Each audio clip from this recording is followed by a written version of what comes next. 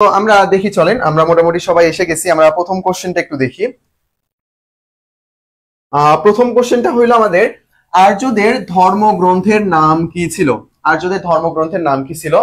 মহাভারত, রামায়ণ, গীতা নাকি বেদ? এই চারটার মধ্যে কোনটা হবে আর্যদের ধর্মগ্রন্থের নাম? মেইনলি যদি আমরা আর্যদের সম্পর্কে একটু পড়ি, আর্যদের সম্পর্কে আমরা অ্যাকচুয়ালি কিসের জন্য পড়বো? আর্যদের সম্পর্কে আমরা কিসের জন্য পড়বো? বাঙালি জাতির যে উৎপত্তিটা রয়েছে, আমরা যে বাঙালি, এই বাঙালি জাতির উৎপত্তি ঘটাতে গিয়ে আমরা দেখতে পাচ্ছি বাঙালি জাতিকে আমরা দুইটা ভাগে বিভক্ত করতেছি। একটা হইলো কি আমাদের অনার্য, একটা অনার্য, আর একটা কি আমাদের আর একটা হইলো আর্য। তার মানে আর্যদের আগে যারা এসেছিল তাদেরকে বলতেছি আমরা কি আর্য পূর্ব বা প্রাক আর্য, আর যারা আর্য নয় একবারে তাদেরকে আমরা কি বলতেছি? অনার্য। মানে আমরা দুইটা ভাগে বিভক্ত করবো, একটা হলো আর্য আর একটা হলো অনার্য। আর আমরা কোশ্চেনটা রাখছি এই আর্য থেকেই, কারণ বেসিক ক্লাসে আমাদের এগুলো সব ভালোভাবে পড়ানো হয়ে গেছে। তো আর্যদের ধর্মগ্রন্থের নামটা অ্যাকচুয়ালি কি? তো দেখি, আপনারা মোটামুটি সবাই কমেন্ট করতেছেন। দেখেন, আর্যদের যে ধর্মগ্রন্থ, এই ধর্মগ্রন্থের নামটা হইল বেদ। আমি আরেকটা কোশ্চেন করি আপনাদেরকে, সেটা হইল বেদকে কেন্দ্র করে গড়ে ওঠা যুগের নাম কি? গড়ে ওঠা যুগের নাম কি? যুগের নাম কি? এবং এই বেদটা মোট কয়টা ভাগে বিভক্ত?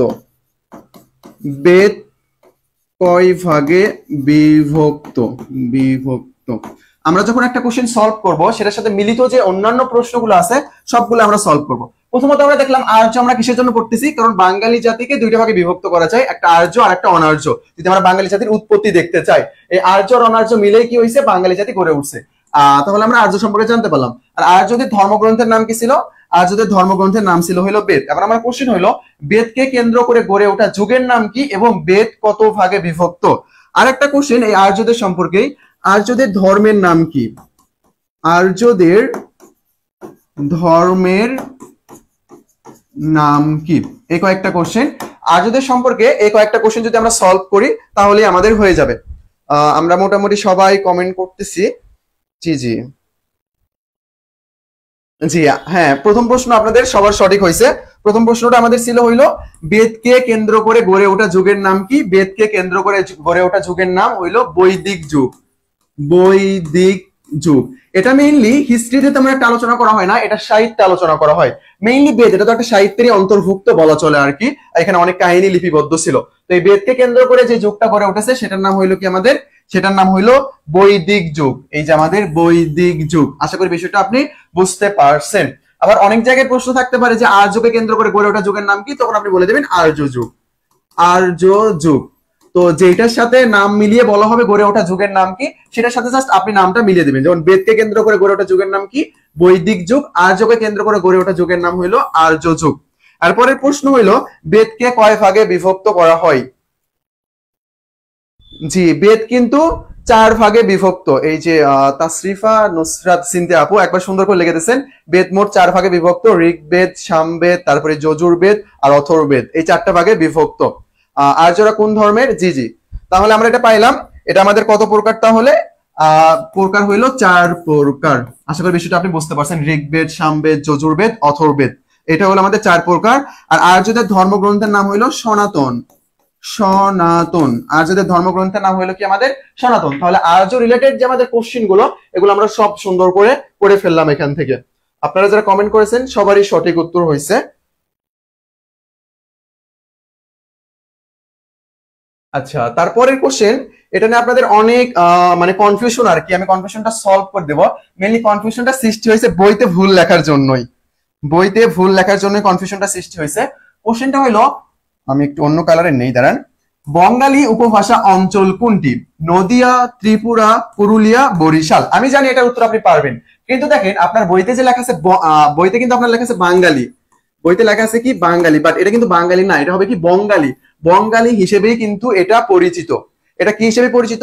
বঙ্গালী হিসেবে পরিচিত। আপনার বইতে একটু সনাতন আর হিন্দু ধর্ম সেম কিনা এই সম্পর্কে আপনি বিভিন্ন ধরনের যারা ধর্মীয় ব্যক্তি যারা আছে আর কি, এদের থেকে শুনতে পারেন। বাট এদের ধর্মটা সনাতন ছিল, তারপরে আসে এই বিষয়গুলো। এগুলো অনেক বেশি কন্ট্রোভার্সি। তো হিন্দু ধর্মে এই যে মূর্তি পূজা, এই সেই ব্যাপার, এগুলো নিয়ে আলোচনা না করলাম, থাক।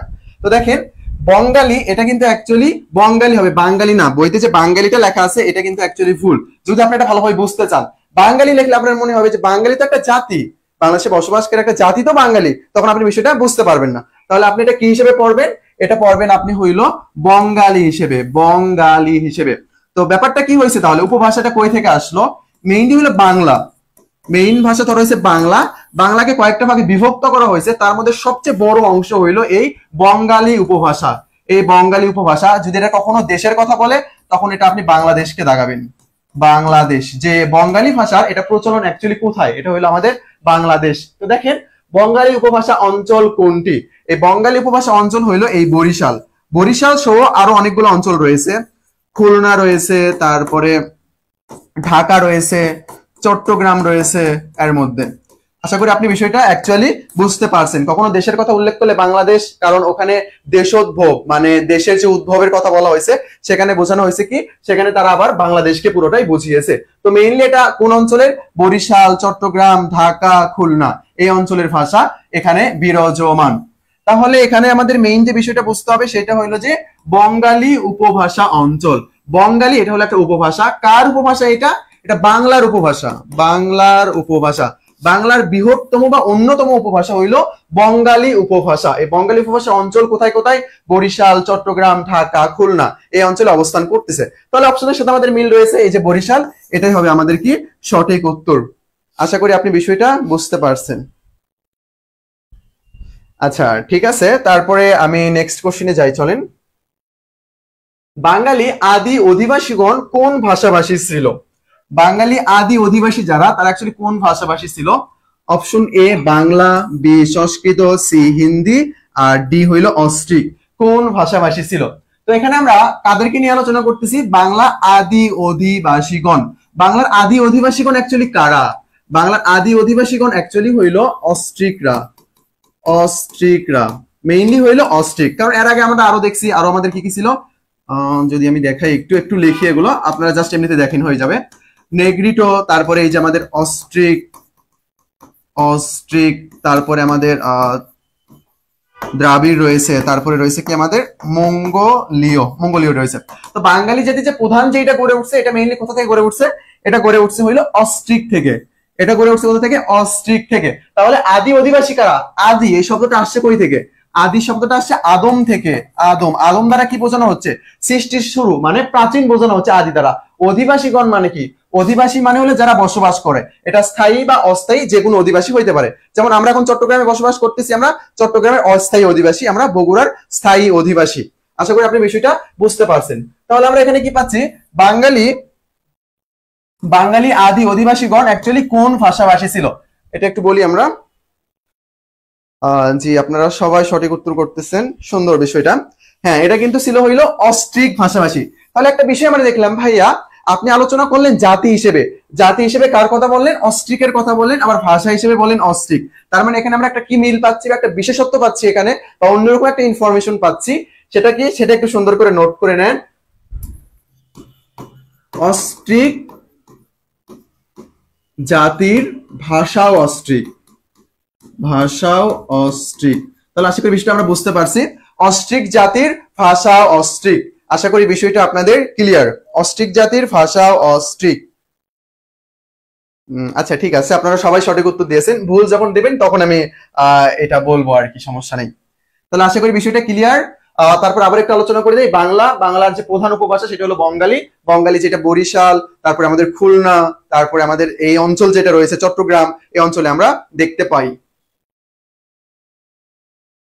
আচ্ছা তারপরে দেখেন আমাদের প্রধান কোশ্চেন এইটা, এই কোশ্চেন মাঝে মধ্যে চলে আসে।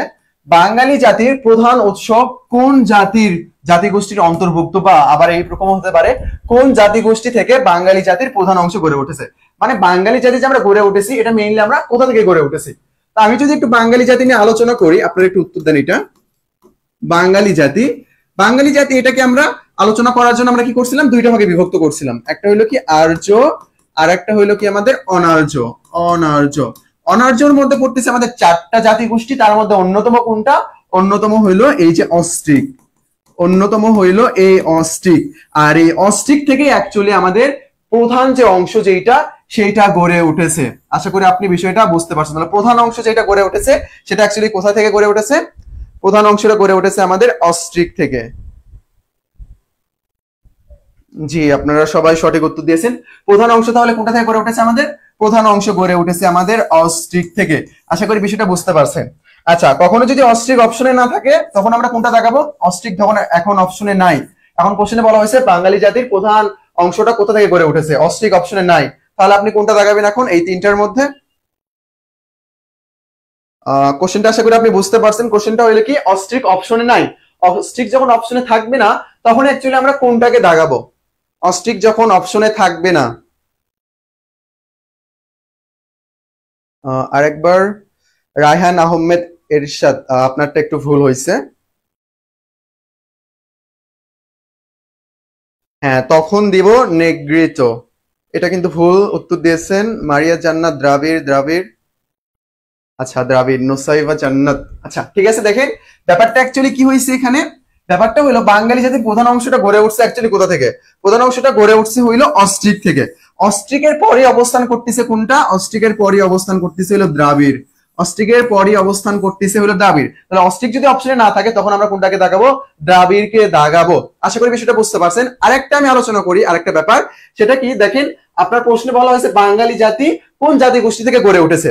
সেখানে যদি অস্ট্রিক, দ্রাবিড়, নেগ্রিটো তিনটার মধ্যে একটা অপশনে দেওয়া নাই, অপশনে দেওয়া আছে কি মঙ্গোলয়েড বা ভোটচীনীয়, তখন কিন্তু আপনাকে মঙ্গোলয়েড বা ভোটচীনীয় যেটা আছে সেটাকে কিন্তু দাগাতে হবে। আশা করি আপনি বুঝতে পারছেন, মঙ্গোলীয় বা ভোটচীনীয়।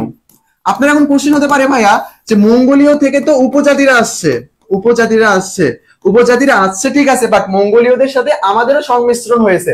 কখনো যদি একটা অপশন না থাকে তখন আপনি কি করবেন? মঙ্গোলীয় দাগাবেন। অ্যাকচুয়ালি এমসিকিউ যেটা, এটা নির্ভর করে হইলো অপশনের উপর, অপশন দেখে আমরা সঠিক উত্তর দিব। আশা করি আপনি বিষয়টা বুঝতে পারছেন। তাহলে এটার সঠিক উত্তর কিন্তু কি হবে আমাদের? অস্ট্রিক। অস্ট্রিক যদি না থাকে তখন আমরা দ্রাবিড়কে দাগাবো। তারপরে আমাদের অন্যতম একটা প্রধান কোশ্চেন, সেটা হইলো বাংলা নামের উৎপত্তি বিষয়টি কোন গ্রন্থে সর্বাধিক উল্লিখিত হয়েছে, বা বাংলা দেশবাচক নাম হিসেবে কোন গ্রন্থে বলা হয়েছে। মেইনলি এখানে কোশ্চেন হলো দেশবাচক নাম, দেশবাচক নাম হিসেবে কোন গ্রন্থে ব্যবহার করা হয়েছে, এটা একটু বলি আমরা সবাই।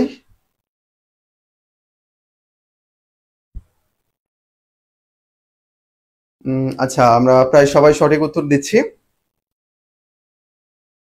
আইনি আকবরী।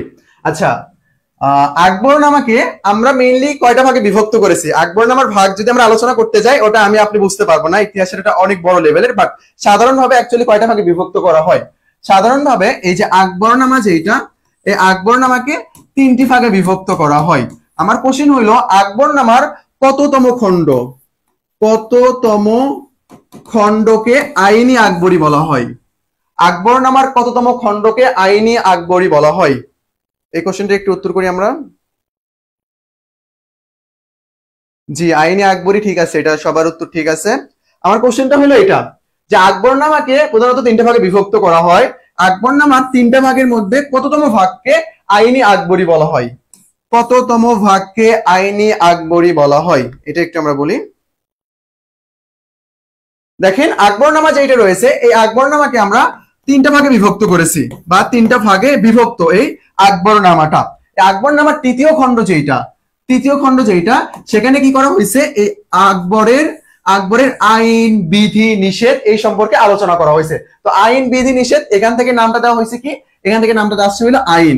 তো পুরোটা নাম দেওয়া হয়েছে কি? আইনি আকবরী। মানে আকবরের যে নিয়ম কানুন, আইন, বিধি, নিষেধ এই যে ব্যাপারগুলো, সেটা কিন্তু এর মধ্যে আলোচনা করা হয়েছে।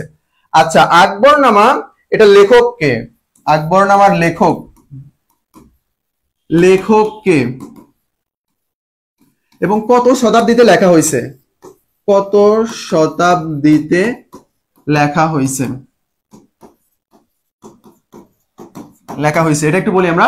লেখক কে এটার? আকবরনামার লেখক কে? জি, আইনে আকবরী ৩ নং খণ্ড। জ্যোতি আপু আপনি একটু উত্তর করেন। রাহুল চক্রবর্তী, হ্যাঁ ঠিক আছে, এটা আবুল ফজল, আবুল ফজল, জি সবার সঠিক উত্তর আবুল ফজল। এই আবুল ফজল কার মন্ত্রী ছিল? আবুল ফজল, আবুল ফজল, আবুল ফজল কার মন্ত্রী ছিল? আমরা যে কোশ্চেনটা নিয়ে আলোচনা করবো এর মধ্যে যতগুলো বিষয় আমরা খুঁজে পাবো সবগুলো নিয়ে আলোচনা করবো আমরা, যেটা অ্যাকচুয়ালি পরীক্ষার জন্য গুরুত্বপূর্ণ এবং আসার মতো। ইতিহাসের একেবারে গভীর থেকে কখনোই কোশ্চেন করবে না টিচাররা, বেশিরভাগ টিচারও এই সম্পর্কে জানে না। সো নর্মালি যে কোশ্চেনগুলো সেগুলো কিন্তু গুরুত্বপূর্ণ, সেই নর্মাল কোশ্চেনগুলো আমাদের ভালোভাবে পড়তে হবে। এটা একটু উত্তর করি আমরা। আবুল ফজল কার মন্ত্রী ছিল? প্রধানমন্ত্রী আর কি। আবুল ফজল প্রধানমন্ত্রী, উপদেষ্টা, বন্ধু সবকিছু বলা চলে। এটা একটু উত্তর করি আমরা। সবাই আটকাই গেলেন কেন?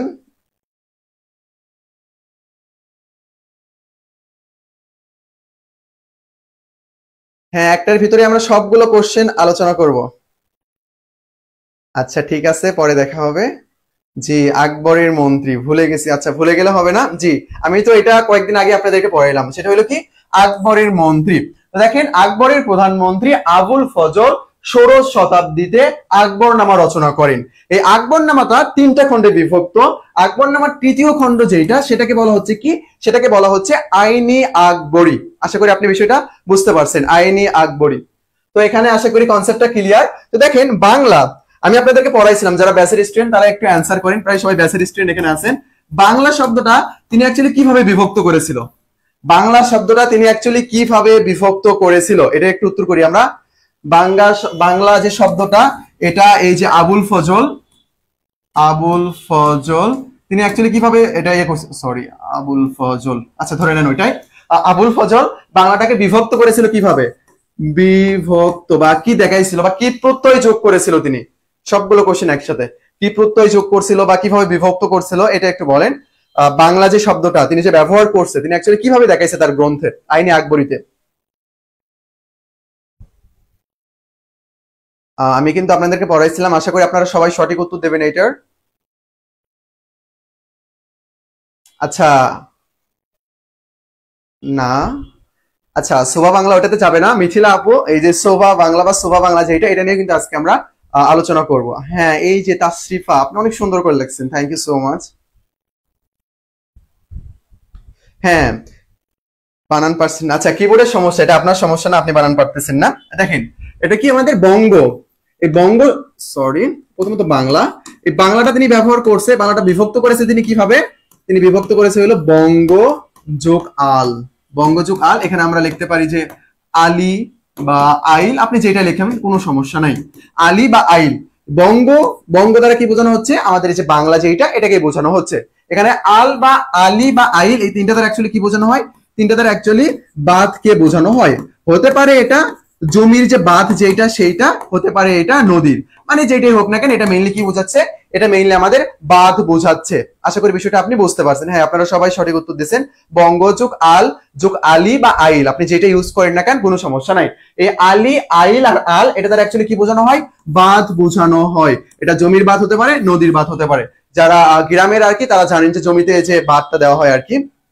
বানান লিখতে পারতেছেন না, আচ্ছা কষ্টজনক। বানান যখন লিখতে পারবেন না, আচ্ছা এখন এটা হবে না, আর অন্য সময় ভয়েস দিয়েও লিখতে পারবেন। আচ্ছা, তো আমরা নেক্সট কোশ্চেনে যাব। এটা নিয়ে আমরা অনেক আলোচনা করে ফেলছি, আশা করি আর কোনো সমস্যা নাই। নেক্সট কোশ্চেন আমাদের, দক্ষিণ ভারতের আদি অধিবাসীদের কি নামে অভিহিত করা হয়? টুডা, দ্রাবিড়, সুর নাকি আফ্রিদি?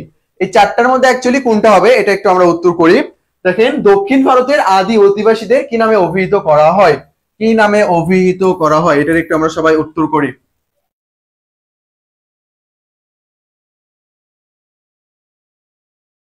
না না, মোস্ট ট্যালেন্টেড না, সবাই এখানে সবাই ভালো স্টুডেন্ট, তুমিও ভালো স্টুডেন্ট, কোনো সমস্যা নাই। আচ্ছা ঠিক আছে, বাংলা টাইপ করতে পারতেছি না। আচ্ছা দেখেন, দক্ষিণ ভারতের আদি অধিবাসী, এখানে অ্যাকচুয়ালি বোঝানোর কিছু নাই, এখানে বোঝানোর মতো আছে কি, দেখেন আদি মানে হইলো কি একেবারে শুরু থেকে বসবাস করতেছে এরকম, আদম বোঝানো হচ্ছে, প্রাচীন বোঝানো হচ্ছে। অধিবাসী মানে যারা বসবাস করে। এটা অ্যাকচুয়ালি কি হবে? আপনারা সবাই উত্তর দিয়েছেন। হ্যাঁ, এটা কিন্তু দ্রাবিড় হবে, দ্রাবিড় হবে। আশা করি আপনি বিষয়টা বুঝতে পেরেছেন। তাহলে দক্ষিণ ভারতের আদি অধিবাসীদের কি নামে অভিহিত করা হচ্ছে? দ্রাবিড় নামে অভিহিত করা হচ্ছে। আবার আমরা যখন অনার্যকে চারটা ভাগে বিভক্ত করি, প্রথমে আমরা বাঙালি জাতিকে দুইটা ভাগে বিভক্ত করলাম, তারপর যে অনার্য জাতি যেটা রয়েছে এটাকে চারটা ভাগে বিভক্ত করলাম। সেটার মধ্যে আমরা পাইছিলাম কি? Negrito, Negrito. তারপরে আমরা পাইছিলাম হলো অস্ট্রিক, অস্ট্রিক। তারপরে পাইছিলাম আমরা দ্রাবিড়, দ্রাবিড়। আশা করি আপনি বিষয়টা বুঝতে পারছেন। আর একটা পাইছিলাম আমরা মঙ্গোলীয়। তাহলে দ্রাবিড়কে আমরা পাইলাম, দ্রাবিড়কে আমরা তাহলে অনার্যের মধ্যেও পাইতেছি এবং দ্রাবিড়ের সাথে আরেকটা বিশেষত্ব কি, সেটা হলো এই দ্রাবিড় হইল দক্ষিণ ভারতের আদি অধিবাসী, দক্ষিণ ভারতের আদি অধিবাসী। আশা করি আপনি বিষয়টা বুঝতে পারছেন। আর্যদের আদি বাসস্থান কোথায়? আর্যদের আদি বাসস্থান কোথায়? ভাগীরথী নদীর পশ্চিম তীর, ইউরাল পর্বতের তৃণভূমি, হিমালয়ের পাদদেশ, আফগানিস্তানের দক্ষিণ পূর্ব পাহাড়ি এলাকায়। এটার একটু উত্তর করি আমরা সবাই, আমি দেখি একটু কমেন্ট। জি, প্রায় 5000 বছর পূর্বে দ্রাবিড়রা এই দেশে চলে আসে। 5000 বছর পূর্বে কিন্তু অস্ট্রিকরাও এই দেশে এসেছিল।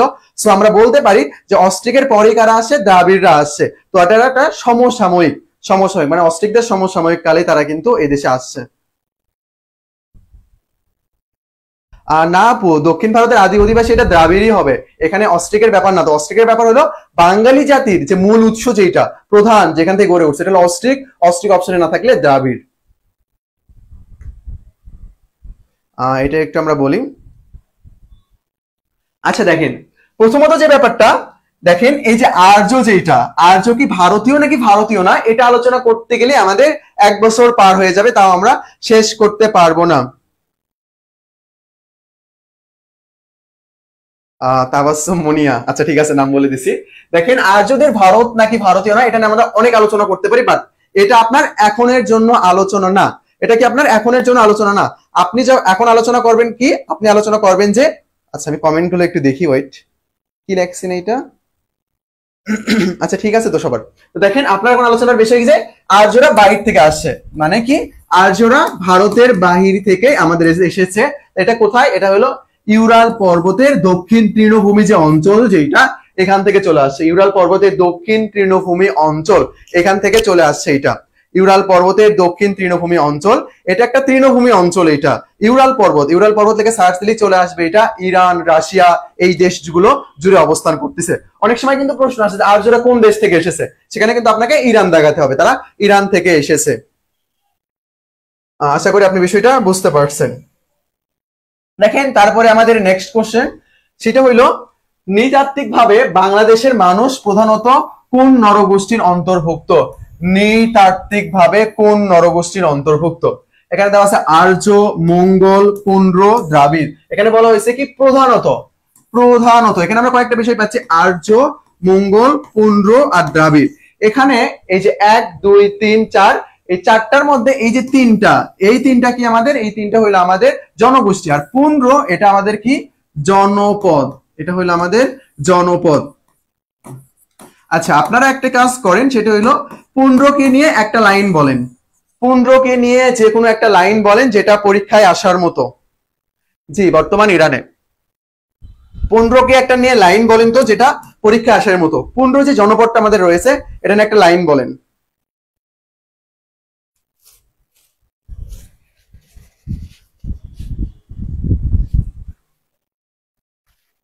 আচ্ছা, আশা করি বিষয়টা আপনি বুঝতে পারছেন। হ্যাঁ, আপনারা সবাই সঠিক উত্তর দিচ্ছেন। এইটা তাকে নৃতাত্ত্বিক ভাবে বাংলাদেশের মানুষ প্রধানত কোন নরগোষ্ঠীর অন্তর্ভুক্ত? প্রধানত দ্রাবিড়। এখানে টিচার চাইলে অস্ট্রিক দিতে পারতো, বাট অস্ট্রিক উনি দেয় নাই। অস্ট্রিক না দিয়ে দ্রাবিড় দিয়েছে। আমরা জানি অস্ট্রিকের পরে আমরা কাদের আসন দিচ্ছি? দ্রাবিড়দেরকে দিচ্ছি। আচ্ছা, পুন্ড্রকে নিয়ে একটা লাইন বলেন যেটা পরীক্ষা আসার মতো। হ্যাঁ আপু, একবারে বাংলা ইংরেজি দুইটা একসাথে করে ফেলছেন। প ফর পুন্ড্র, প ফর প্রাচীন। পথে প্রাচীন, পথে পুন্ড্র, পথে পুরাতন, সবগুলোই বলা যায়। আচ্ছা, পুন্ড্র যে জনপদটা, এটা কোন নদীর তীরে অবস্থান করতেছে? কোন নদীর তীরে? কোন নদীর তীরে অবস্থান করতেছে? পুন্ড্র যে জনপদ, যে এটা অ্যাকচুয়ালি কোন নদীর তীরে অবস্থান করতেছে? 2016 সালে সার্কের রাজধানী করা হয় না আপু, সার্কের সাংস্কৃতিক রাজধানী করা হয়। এটা একটু নোট করে নেন। সার্কের কি করা হয়েছে? সাংস্কৃতিক রাজধানী করা হয়েছে। সাংস্কৃতিক রাজধানী করা হয়েছে, এটা একটু নোট করে নেন।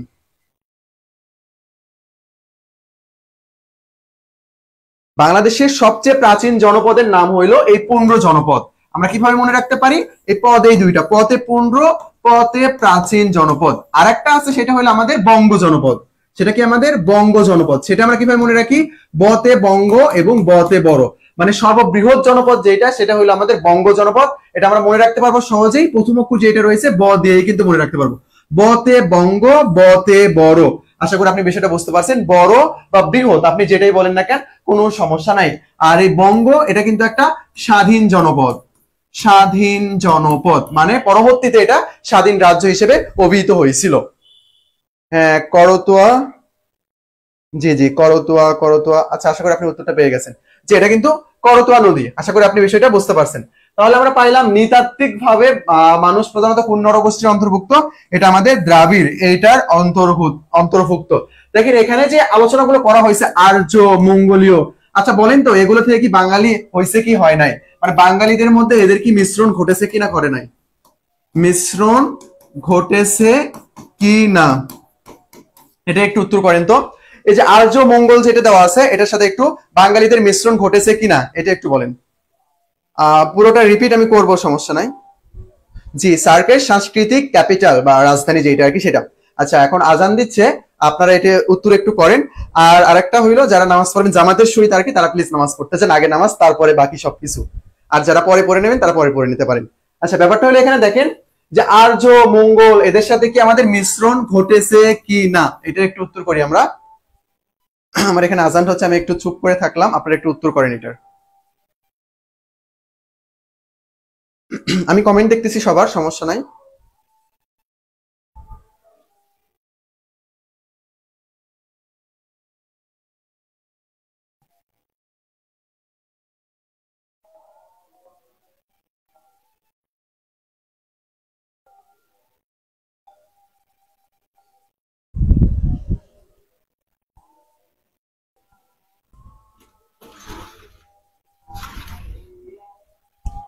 জি ঘটাছে। আচ্ছা দেখেন, আচ্ছা আপনারা সবাই সঠিক উত্তর দিয়েছেন। ব্যাপারটা কি, ব্যাপারটা হইল আর্য প্লাস অনার্য, আর্য প্লাস অনার্য এই দুইটা মিলেই কিন্তু কি করে উঠেছে, বাঙালি গড়ে উঠেছে। দুইটা মিলে কি হয়েছে, বাঙালি গড়ে উঠেছে। তার মানে এগুলোর মধ্যে যা যা কিছু আছে সবগুলোর সাথেই কিন্তু সংমিশ্রণ ঘটেছে, ঘটার ফলে কিন্তু বাঙালি। বাট কোশ্চেনে তো এরকম কিছু বলে নাই, ওখানে বলছে প্রধানত, যে প্রধানত শব্দটা থাকার জন্য আমরা দ্রাবিড়কে উত্তর করলাম। আর এখানে যদি অস্ট্রিক থাকতো তাহলে কিন্তু আমরা অস্ট্রিকদেরকেও উত্তর করতাম। জি সবার মোটামুটি সবার সাথে আমাদের সংমিশ্রণ ঘটেছে। দেখেন আপনার একটা সুন্দর ওয়ার্ড বলছে এখানে। আচ্ছা আপনারা লেখেন তো একটু, মানে আপনি কমেন্ট করেন একটু, শঙ্কর জাতি। শঙ্কর জাতি যে আমরা বলি অ্যাকচুয়ালি কোন কোন জাতির সংমিশ্রণ ঘটেছে এখানে, এটা একটু বলেন তো।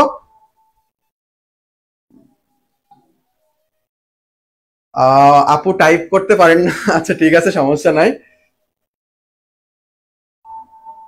আচ্ছা সেটা বড় কথা নয়, আপনি এটা একটু দেখেন শঙ্কর জাতি যেটা, এই শঙ্কর জাতি বলতে অ্যাকচুয়ালি কি বোঝানো হচ্ছে। আমরা জানি যে শঙ্কর জাতি বলতে অনেক জাতির মিশ্রণ ঘটছে, এখানে কোন কোন জাতির মিশ্রণ ঘটেছে আপনি একটু কমেন্ট করেন তো, কোন কোন জাতির সংমিশ্রণে এই যে শঙ্কর জাতি আমরা বলতেছি।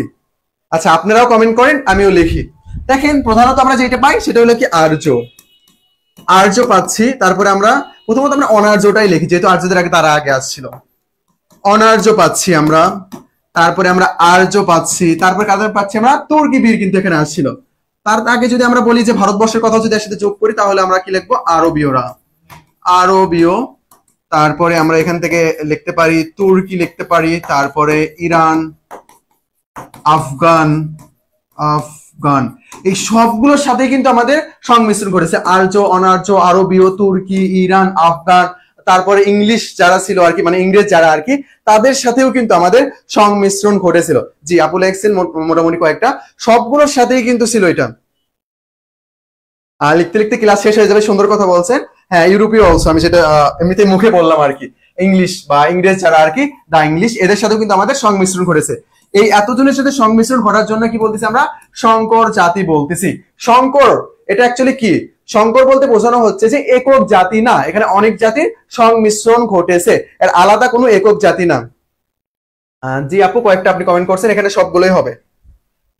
এক সেকেন্ড, আমরা যদি নেক্সট কোশ্চেনে যাই, এটা আমাদের শেষ। আচ্ছা যারা এই ক্লাসে নতুন আর কি তাদের জন্য এটা কি, যখন এই ক্লাসটা আপনি ইউটিউব থেকে দেখবেন বা ফেসবুক লাইভ থেকে এখন যারা দেখতেছেন, জাস্ট কি করতে হবে, এখন ফেসবুক পেজটা ফলো, না হয় চ্যানেলটা সাবস্ক্রাইব করে এই যে হোয়াটসঅ্যাপ নাম্বারটা রয়েছে এই নাম্বারে নক দিলে আবির আপনাদেরকে এই ক্লাসগুলো সব দিয়ে দিবে। Parts of speech, noun, pronoun, verb, এই ক্লাসগুলো যদি আপনি করেন তাহলে আপনার ইংরেজির ভিত যেটা ওটা অনেক ভালোভাবে গড়ে উঠবে। 5 থেকে 6টার মতো কোশ্চেন আপনি কমন পেয়ে যাবেন। এগুলোই তো মেইন টপিকস না, যে বেসিকের যেটা আর কি সেটা। আচ্ছা, তারপরে যদি আমরা দেখাই আমাদের যদি ব্যাচ সম্পর্কে একটু বলি, আপনাদের যারা বন্ধু বান্ধব আছে তাদেরকেও জানাতে পারেন আমাদের ব্যাচ সম্পর্কে।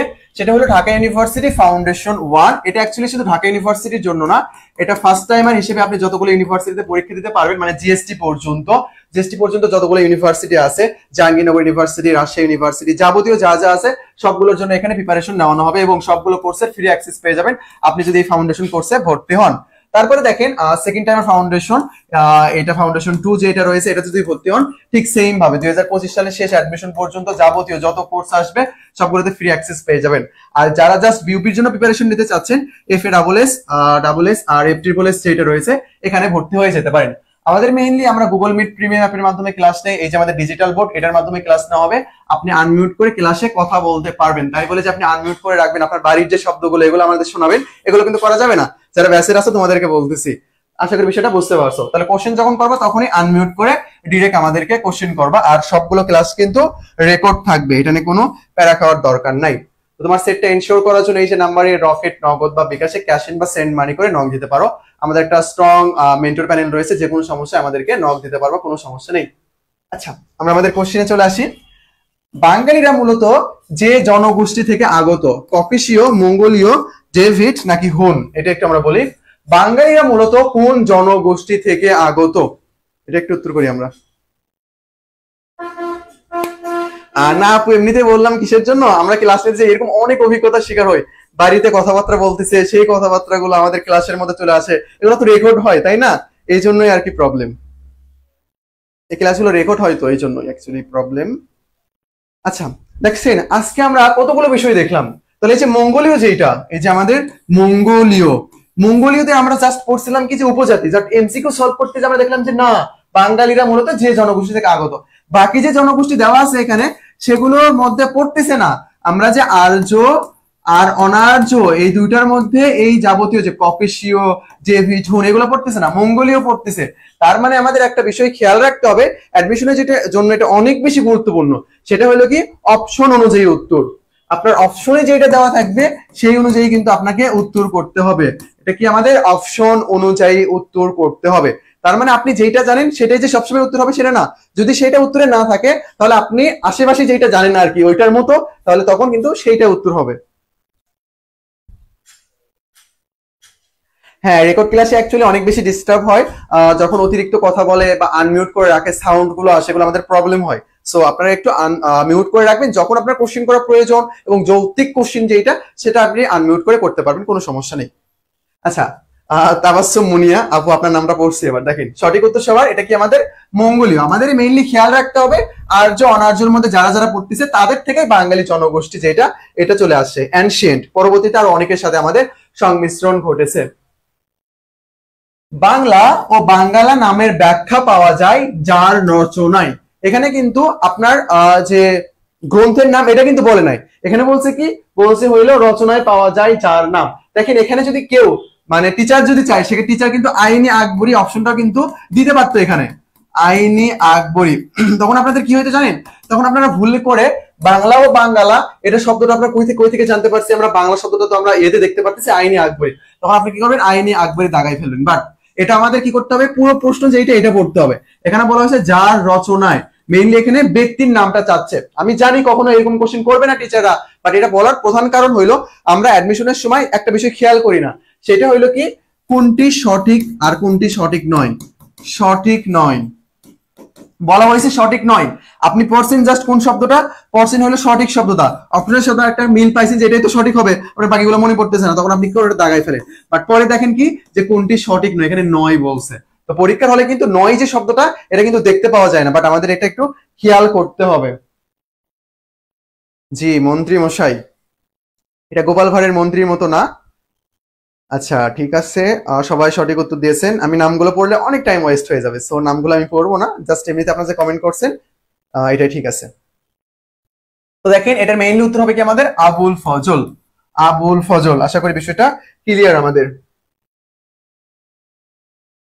সর্বপ্রথম বঙ্গ এর উল্লেখ পাওয়া যায় কোথায়? সর্বপ্রথম বঙ্গ এর উল্লেখ পাওয়া যায় কোথায়? এই যে বঙ্গ যে শব্দটা রয়েছে আমাদের, বঙ্গ, এই বঙ্গ শব্দের উল্লেখ পাওয়া যায় কোথায়? রামচরিতম, চণ্ডীমঙ্গল, ঐতিহ্য আরণ্যক, নাকি করতোয়া মাহাত্মা? করতোয়া মাহাত্মা নাকি চণ্ডীমঙ্গল, রামচরিতম? আশা করি বিষয়টা বুঝতে পারছেন। এই চারটার মধ্যে অ্যাকচুয়ালি কোনটা হবে এটা একটু আমারে জানান। দেখেন আমি একটা বিষয় নিয়ে আলোচনা করি, সেটা হলো বঙ্গ। সর্বপ্রথম আমরা বঙ্গের উল্লেখ পাইছি অ্যাকচুয়ালি কোথায়? আচ্ছা আপনারা যেহেতু উত্তর করতেছেন, আচ্ছা আর একটা প্রশ্ন, ঐতিহ্য আরণ্যক এটা লেখককে, এটার লেখক, লেখক আমি যেটা পড়েছিলাম সেটা সহ বলবেন, তাহলে আপনার মনে রাখতে অনেক মানে ভালো হবে আর কি। ঐতিহ্য আরণ্যক যেটা, অরণ্যক না আরণ্যক, ঐতিহ্য আরণ্যক এটা লেখককে, এটা একটু বলেন তো, লেখককে আমি যেটা পড়াইছিলাম সেটা বলবেন যাতে আপনার মনে থাকে ভালোভাবে।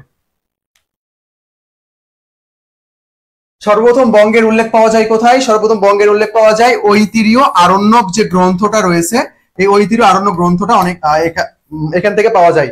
আমি যেটা কথা বলতে চাচ্ছিলাম আর কি সেটা, যাবি ভাই জাহাঙ্গীরনগর বিশ্ববিদ্যালয়ের জন্য কিন্তু এই টপিকস গুলো অনেক বেশি গুরুত্বপূর্ণ, অনেক অনেক বেশি গুরুত্বপূর্ণ। হিস্ট্রিতে কিন্তু অনেক কোশ্চেন আসে এখান থেকে।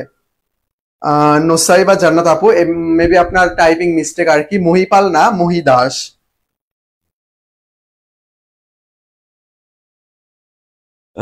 ঐতিহ্য মহিদাস, আচ্ছা জি আপনারা সবাই সঠিক উত্তর করতেছেন, ঠিক আছে। এটা তো এটা কে? এটা ঐতিহ্য মহোদয়, আচ্ছা আচ্ছা ভুলভাল বলেন না, ওটা আবার মনে পড়ে যাবে এরকম। তো ঐতিহ্য আরণ্যকে রচয়িতা হইল কি আমাদের? ঐতিহ্য, ঐতিহ্য মহিদাস, মহিদাস। তাহলে ঐতিহ্য যে শব্দটা এটা তার নাম থেকেই চলে গেছে, এখানে আমরা সহজে মনে রাখতে পারতেছি। ঐতিহ্য আরণ্যকের রচয়িতাকে ঐতিহ্য মহিদাস, মহিদাস হইলো এটার রচয়িতা। আর আরণ্যক শব্দটা কই থেকে আসছে? মেইন শব্দটা আসছে অরণ্য থেকে। আর অরণ্য বলতে কি বোঝানো হয়? বন জঙ্গল যে ব্যাপারগুলো আছে আর কি, এগুলো বোঝানো হয়, মানে বাংলাকে এক প্রকার বোঝানো হচ্ছে। তাহলে এখানে আমরা সর্বপ্রথম কোন শব্দটার উল্লেখ পাইছি? বঙ্গ শব্দটার উল্লেখ পাইছি। হ্যাঁ এগুলো কিন্তু জাবি রাবি এগুলোর জন্য অনেক বেশি গুরুত্বপূর্ণ। বইয়ে না থাকলে সমস্যা নাই, তো ভাইয়া তো পড়াচ্ছে, সেগুলো বইতে অ্যাড করে নেবেন তাহলেই হয়ে যাবে, আর তো কোনো প্রবলেম নেই। তো আশা করি বিষয়টা ক্লিয়ার আমাদের। তো আমি আরেকটা কোশ্চেন করবো আপনাদেরকে, এই ঐতিহ্য আরণ্যক যেটা, এটা কিসের অন্তর্ভুক্ত? আচ্ছা আমি বলে দিই এটা হলো বেদের অন্তর্ভুক্ত। কোন বেদের? বেদের যে 4 প্রকার রয়েছে, এই 4টি প্রকারের মধ্যে কোন প্রকারের অন্তর্ভুক্ত হইলো ঐতিহ্য আরণ্যক? এটা একটু বলেন, আমি পড়াইছিলাম কিন্তু ঐতিহ্য আরণ্যক। আরে নীলয় ভাই তুমি আগেই কমেন্ট করছো। আচ্ছা সবাই একটু বলেন তো এটা কি হবে? এটা ঐতিহ্য আরণ্যক এটা অ্যাকচুয়ালি কোন বেদের অন্তর্গত? আচ্ছা যারা পারতেছেন না, এই যে আহনাফ অনেক সুন্দর করে লিখছে আর আই সি রিক, তাহলে বোঝা যাচ্ছে।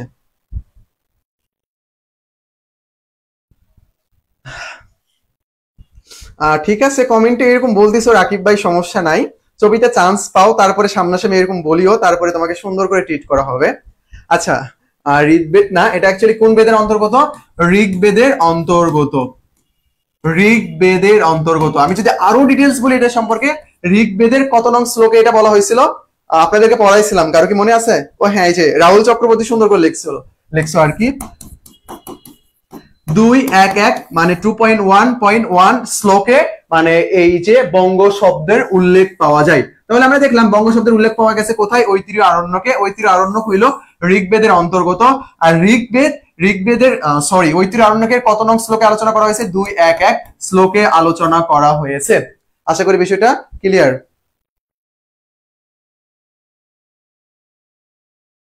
মারিয়া জান্নাত আপু আপনি কি লিখছেন আমি অ্যাকচুয়ালি বুঝি নাই। আল রিদ কি আপু? ঋগ্বেদ এটা, হ্যাঁ 2.1.1 শ্লোকে এটা বলা হয়েছে, মানে বঙ্গ শব্দের এই কথাটা উল্লেখ পাওয়া যায়। আশা করি বিষয়টা বুঝতে পারছেন। আচ্ছা কেউ একজন মনে হয় বলছেন আর কি, আগের স্লাইডে যখন ছিলাম তখন, আচ্ছা সমস্যা নাই আপু, আপনার নেট নাই সেজন্য উত্তর করতে হবে না, আপনি ক্লাসে যদি দেখতে পারেন সেটা দেখেন, নাহলে পরে রেকর্ড যেটা দেওয়া হবে সেটা আপনি সুন্দর করে দেখে নিন। তো মেইনলি আগে কোন একটা স্লাইডের ডিটেলস বলতে বলছিলেন আর কি, আমার অ্যাকচুয়ালি মনে পড়ছে কেবল। মেইনলি আমরা ইয়েতে ছিলাম, কোথায় জানি ছিলাম এখানে। আচ্ছা এখানে আমাদের বঙ্গের কথা আমি একটু শেষ করে দিই, যেহেতু আমি বলছিলাম যে আমি বলবো। এই যে পুন্ড নিয়ে মনে হয়, আর একটা হলো বঙ্গ নিয়ে, এটা ঝামেলা লাগছিল। বঙ্গ যে এটা একটা স্বাধীন জনপদ, এটা হলো বড় জনপদ, বতে বঙ্গ বতে বড়। আর পুন্ড্র যেটা, এটা হলো প্রাচীন জনপদ, সবচেয়ে প্রাচীন জনপদ হলো পুন্ড্র। এখানে কিন্তু সম্রাট অশোকের সময়কার শিলালিপি পাওয়া যায়, যে লিপিটা ছিল হইলো ব্রাহ্মী লিপিতে লেখা, ব্রাহ্মী লিপিতে লেখা। আশা করি বিষয়টা বুঝতে পারছেন। আচ্ছা, আমরা নেক্সট কোশ্চেন যেটা আমাদের, সেটাতে চলে যাব আমরা। কি কোশ্চেন করছেন? সিইউ পরীক্ষার জন্য অনেক সময় পাওয়া যাবে, কোনো সমস্যা নাই। অনেক সময় এখনো যারা ফার্স্ট ইয়ার যারা, তাদের এখনো পরীক্ষা হয় নাই, ক্লাসও বাকি আছে। তারপরে যারা নতুন ফার্স্ট ইয়ার মানে ফ্রেশার যারা, তাদের এখনো ওইরকম ভাবে ক্লাস শুরু হয় নাই। সো অনেক সময় পাবেন আপনারা, কোনো সমস্যা নাই। ওই যে ফেব্রুয়ারির দিকে ইনশাল্লাহ পরীক্ষা হওয়ার সম্ভাবনা রয়েছে। যদি ভিসি চাই যে আরো আগে পরীক্ষা নেবে, তাহলে এটা সম্পূর্ণ ভিসির উপর নির্ভর করতেছে। আর পরীক্ষা নেওয়ার জন্য মাঝখানে একটু সময় দিতে হয়, কারণ কোর্সগুলো তো কমপ্লিট করতে হবে, তাই না? এটা তো অনেক বেশি গুরুত্বপূর্ণ। আচ্ছা, বাংলাদেশে বসবাসকারী উপজাতিদের সবচেয়ে বড় অংশ মঙ্গোলয়েড, সেমাটিড, অস্ট্রালয়েড বা অস্ট্রোলয়েড নাকি ককেশীয়? এই পাঁচটা অপশনের মধ্যে কোনটা হবে? বাংলাদেশে বসবাসকারী উপজাতিদের সবচেয়ে বড় অংশ কোনটা? আপনারা এটা উত্তর করেন। আমি একটু উপজাতি নিয়ে যদি বলি একটু কথা, আমাদের এখন এই সময় দুইটা বিষয় নিয়ে অনেক ঝামেলা হচ্ছে। একটা হইলো কি উপজাতি, আর একটা হইলো আদিবাসী। আদিবাসী তাদেরকে আমরা কি বলবো? তাদেরকে আমরা উপজাতি বলবো না, তাদেরকে আমরা বলবো হইলো তাদেরকে আমরা উপজাতি বলবো, আদিবাসী কি করবো না, বলবো না। সংবিধানের কোথাও কিন্তু আদিবাসী শব্দের উল্লেখ নাই, সংবিধানের কোথাও এই আদিবাসী শব্দের উল্লেখ নাই। তাহলে আমাদের বর্তমান যারা রয়েছে ক্ষুদ্র নৃগোষ্ঠী, এদেরকে আমরা কি বলবো? এদেরকে আমরা বলবো হইলো উপজাতি, আদিবাসী বলবো না। আদিবাসী কিসের জন্য বলবো না? কারণ তারা এদেশের আদিবাসী না, তারা একেবারে যে শুরু থেকে বসবাস করছে এমন না।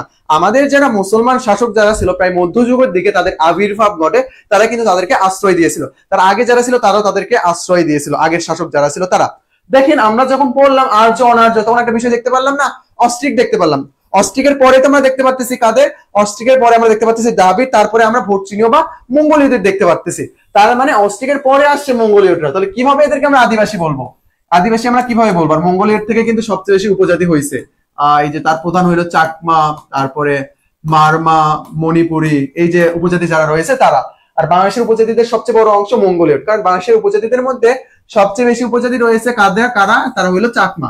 তাহলে বড় অংশ যেহেতু বলছে মঙ্গোলয়েড, এটা অবশ্যই হবে। আর এই উপজাতি বা ক্ষুদ্র নৃগোষ্ঠী মানে নৃগোষ্ঠী যেটা, এটা সংবিধানের কত নং অনুচ্ছেদে বলা হয়েছে? আমি ক্লাসে পড়াইছিলাম, এটা একটু উত্তর করেন তো। সংবিধানের কত অনুচ্ছেদ? দেখেন, একটা বিষয় যখন আমাদের পড়ানো হয়, আমরা কিন্তু সব ডিটেইলস সহকারে পড়াচ্ছি, যাতে আপনার কনফিউশন গুলো ক্লিয়ার হয়ে যায়। আমরা যে কোনো একটা কোশ্চেনে কিন্তু থাকি না। যে আগেরটা সবার সঠিক উত্তর হয়েছে, কোনো সমস্যা নেই। 12 ক মঙ্গোলয়েড। এটার একটু উত্তর করি আমরা। উপজাতি এই শব্দটা সংবিধানের কত নং অনুচ্ছেদে উল্লেখ আছে? আদিবাসী শব্দ কিন্তু সংবিধানে নাই, আদিবাসী শব্দ সংবিধানে নাই, উপজাতি আছে, নৃগোষ্ঠী আছে। এটা সঠিক উত্তর কি হবে আমাদের? জি, 23 ক যে অনুচ্ছেদ যেটা, এটাতে উল্লেখ আছে 23 ক এটা। আচ্ছা, আমি একটা কোশ্চেন করবো আপনাদেরকে এখন। সেটা হইলো বাংলাদেশের বৃহত্তম নৃগোষ্ঠী কারা? এটার একটু উত্তর করি তো আমরা। বাংলাদেশের বৃহত্তম নৃগোষ্ঠী কারা? অনেক গুরুত্বপূর্ণ একটা কোশ্চেন। বাংলাদেশের বৃহত্তম নৃগোষ্ঠী কারা? এটা একটু উত্তর করবো আমরা। রাহুল চক্রবর্তী, সবাই উত্তর করছি আমরা। যে আমাদের উত্তর আসতেছে এখন বৃহত্তম নৃগোষ্ঠী। এটা একটু উত্তর করি আমরা। আমি ক্লাসে কিন্তু সুন্দর করে পড়াইছিলাম। মুন্নি আপু, আপনি কি ক্লাস করেন নাই? আচ্ছা, দেখেন এখানে কিন্তু দুইটা নিয়ে আমাদের অনেক ঝামেলা। একটা হইলো এই যে চাকমা, আর একটা হইলো আমাদের বাঙালি। দেখেন, যখন আমরা নৃগোষ্ঠীর কথা বলি, তখন আমাদের অটোমেটিকলি মাথায় কাদের চিন্তা চলে আসে? এই উপজাতি যারা রয়েছে তাদের চিন্তায় চলে আসে। বাট আমি কোশ্চেনটা অ্যাকচুয়ালি কি করছি এখানে? আমি কোশ্চেনটা করছি বৃহত্তম নৃগোষ্ঠী কারা। নৃ অর্থ কি? নৃ অর্থ হইলো মানুষ। লিখে নেন, তাহলে মনে থাকবে আপনার। নৃ অর্থ কি? মানুষ। আর গোষ্ঠী তার অ্যাকচুয়ালি জাতিকে বোঝানো হচ্ছে। তাহলে গোষ্ঠী, কোন গোষ্ঠীর জনসংখ্যা বাংলাদেশে বেশি? বাঙালি গোষ্ঠীর জনসংখ্যা বাংলাদেশে বেশি। বাঙালি গোষ্ঠীর জনসংখ্যা বাংলাদেশে বেশি। আর বাংলাদেশের সব জনগোষ্ঠীকে একত্রে বলা হবে কি? একত্রে বলা হবে হইলো বাংলাদেশি। একত্রে আমরা বাংলাদেশি বলবো। বাট বাংলাদেশের বৃহত্তম যে জনগোষ্ঠী, সেটার নাম কি? সেটার নাম হইলো আমাদের বাঙালি। যদি এখানে ক্ষুদ্র শব্দটা থাকতো, তখন অ্যান্সার কোনটা হইতো? ক্ষুদ্র শব্দটা। বাংলাদেশের ক্ষুদ্রতম প্রধান নৃগোষ্ঠী কারা? ক্ষুদ্রতম প্রধান নৃগোষ্ঠী কারা, এটা একটু বলি তো আমরা। এখানে উল্লেখ আছে যে ক্ষুদ্রতম। আচ্ছা, যারা ভুল করছেন সমস্যা নাই, এখন আপনি একটু মনে এ করে ঠিকঠাক করে নেন, তাহলে হয়ে যাবে, আর কোনো সমস্যা নাই। এটা ভুল করছেন, সেটা নিয়ে চাপ খাওয়ার কোনো দরকার নেই অ্যাকচুয়ালি। জি, এখন যদি বলা হয় যে ক্ষুদ্রতম প্রধান নৃগোষ্ঠী, সেটা আমাদের কি হবে? সেটা আমাদের হবে চাকমা।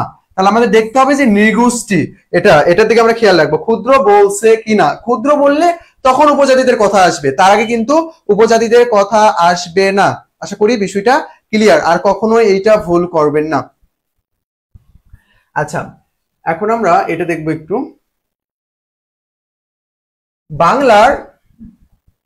বাংলার আদি জনপদের অধিবাসীরা কোন জাতির অন্তর্ভুক্ত? বাঙালি, আর্য, নিষাদ নাকি আলপাইন? এটা চারটার মধ্যে কোনটা হবে? বাঙালি, আর্য, নিষাদ নাকি আলপাইন? এই চারটা অপশনের মধ্যে কোনটা হবে? এটার একটু উত্তর করি আমরা, সবাই উত্তর করব। আপু থাকে এরকম করে অ্যাকচুয়ালি বলা উচিত না, চাংচং মং। দেখেন, এটা অ্যাকচুয়ালি ওদের জন্য এরকম হয়, ওরা মাঝে মধ্যে এমন এমন দাবি করে যেটা অ্যাকচুয়ালি পূরণ করা সম্ভব না, এই জন্য আর কি ঝামেলাটা হয়ে যায়। এটার একটু উত্তর করি আমরা সবাই।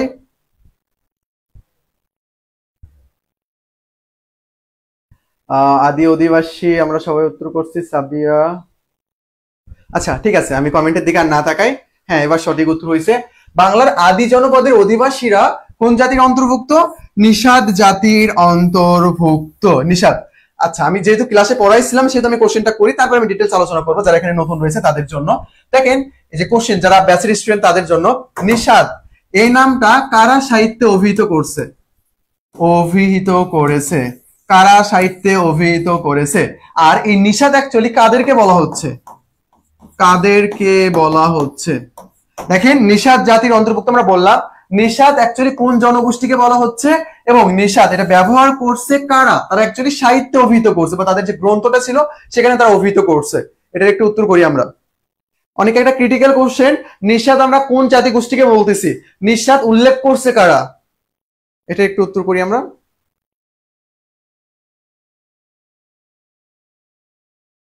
অ্যামব্রোজ। তারপরে আপু, নোসাইবা আপু, আপনি একবার শব্দের অর্থ বলে দিয়েছেন। হ্যাঁ, এখানে একজন সঠিক উত্তর করছে, হ্যাঁ, রায়হান। আচ্ছা, দুইটা কোশ্চেন করছি তো এই জন্য এলোমেলো হয়ে গেছে, সমস্যা নেই, আপনারা উত্তর করেন। জি মুন্নি আপু, অস্ট্রিকদেরকে কি বলা হয়? নিষাদ নামে অভিহিত করা হয়। আর অস্ট্রিকদের নিষাদ নামে অভিহিত করছে কারা? আর্যরা করছে। আমি যদি এটা একটু আবার বলি, আপনারা যারা ক্লাস করেছেন একটু আবার একটু খেয়াল করবেন। সেটা হইলো অস্ট্রিক। অস্ট্রিক। আচ্ছা, অস্ট্রিকদের আরো দুইটা নাম দেন তো, যে দুইটা নামে পরিচিত তারা। অস্ট্রিকদের আরো দুইটা নাম দেন, সেই দুইটা নামে যারা পরিচিত। হ্যাঁ, তাসরিফা আপু অনেক সুন্দর করে লিখছে। যাদের নোট করা নাই এটা একটু স্ক্রিনশট দিয়ে নিতে পারেন। আচ্ছা, আমি যেটা বলতেছি সেটা একটু স্ক্রিনশট দিয়ে নিন। আচ্ছা, এটা বলতে পারবেন অস্ট্রিক আরো দুই একটা নাম দেন তো, যেটাতে আমরা অস্ট্রিককে বুঝবো। আচ্ছা দেখেন, অস্ট্রিক, আদি অস্ট্রেলীয়, আদি অস্ট্রেলীয়, তারপরে অস্ট্রোলয়েড, সব কিন্তু সেম। অস্ট্রোলয়েড সব কি ভাই? সব হইলো সেম। এখন পর্যন্ত আপনি মনে রাখেন যে কি সব সেম। হ্যাঁ, অস্ট্রোলয়েড, এটা সুন্দর লেখছো এটা। অস্ট্রোলয়েড, তারপরে আদি অস্ট্রেলীয়, সবগুলাই কি হইলো? সেম।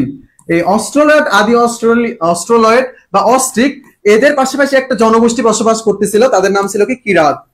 কিরাত এরা একটু নিম্ন জাতি গোষ্ঠীর, এরা মেইনলি ছিল, এদের আদি বা পূর্বপুরুষ ছিল হইলো মঙ্গোলয়েড। Mongoloid, Mongoloid. আশা করি বিষয়টা আপনি বুঝতে পারছেন। এরা কি ছিল? এরা ছিল হইলো অরণ্যচারী। অরণ্যচারী ছিল এরা। আপনি একটু খাতা বের করে লিখে নিতে পারেন, বা লেখা থাকলে একটু রিভাইজ করে নিতে পারেন। কিরাত যারা ছিল কি? অরণ্যচারী। মানে এই অস্ট্রিকদের চাইতে একটু নিচু মানের ছিল এরা, বন জঙ্গলে ঘুরে বেড়াইতো এরকম টাইপ। তো কি হয়েছে, এই কিরাত এবং অস্ট্রিকদেরকে, কিরাত প্লাস অস্ট্রিক, কিরাত প্লাস অস্ট্রিক এই দুইটা জাতিকে ছোট করে আর্যরা কি বলছে? এদেরকে নিষাদ বলে অভিহিত করছে। নিষাদ বলে অভিহিত করছে। আর নিষাদ দ্বারা কি বোঝানো হয়? নিষাদ দ্বারা বোঝানো হয় হইলো, জাপু যেটা লিখলো এখনই, মৎস্যজীবী বোঝানো হয়, অরণ্যচারী বোঝানো হয়, তারপরে ব্যাধ বোঝানো হয়, তারপরে চন্ডাল বোঝানো হয়।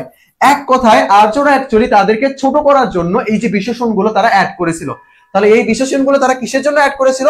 তাদেরকে ছোট করার জন্য। এবং আর্য জাতিগোষ্ঠী যেটা, সেটাই ছিল তাদের কি করার জন্য, মানে আর্য যারা নিজেদেরকে বড় দেখানোর জন্য বাকিগুলোকে ছোট করেছে। অ্যাকচুয়ালি এইগুলো মানুষদের থেকে আপনারা দূরে থাকবেন যারা নিজেদেরকে বড় করার জন্য আপনাকে ছোট করে, মানে কথায় কথা একটা ছোট করলে এরকম। কিরাত প্রতিবেশী ছিল অস্ট্রিকদের, এখানে আর্যদের না, অস্ট্রিকদের প্রতিবেশী ছিল। এই দুইটাদেরকে বোঝানোর জন্য এই আর্যরা তাদের সাহিত্যে কি নামে অভিহিত করেছে? নিষাদ নামে অভিহিত করছে। নিষাদের অনেকগুলো অর্থ, মৎস্যজীবী হয়, অরণ্যচারী হয়, চন্ডাল হয়, ব্যাধ হয়, তারপরে অনগ্রসর জনগোষ্ঠী হয়, সবগুলো কিন্তু এর মধ্যে হয়। আচ্ছা, এই বিষয়টা কি ক্লিয়ার কিনা এটা একটু বলেন তো, বিষয়টা কি ক্লিয়ার?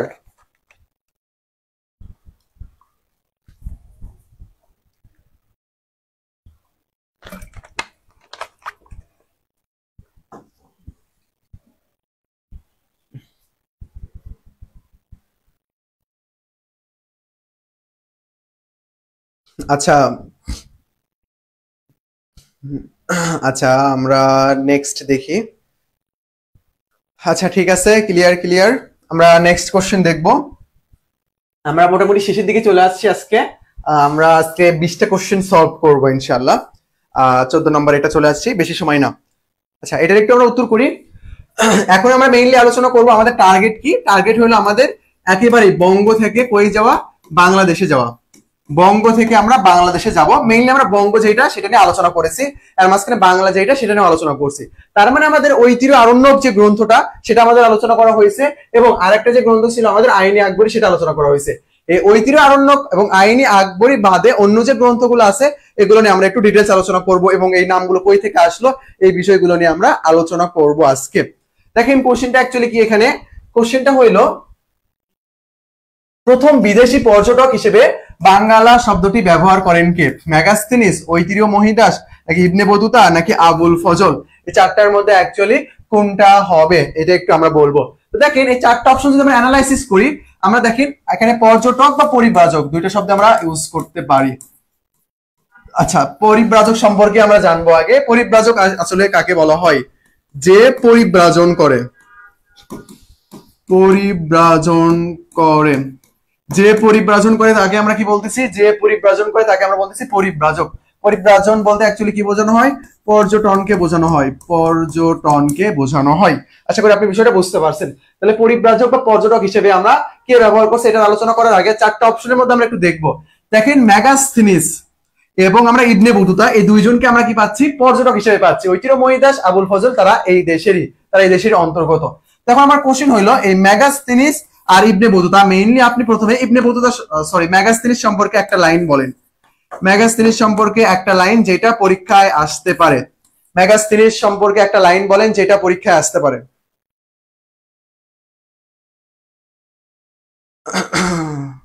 নিলয়, ভালো হয়ে যাও, ভালো হয়ে যাও বৎস, ভালোভাবে পড়ো, চান্স পাইতে হবে। আচ্ছা, এটার একটু উত্তর করি আমরা। মানে মেগাস্থিনিস সম্পর্কে আপনি একটা লাইন বলেন যেটা পরীক্ষায় আসতে পারে।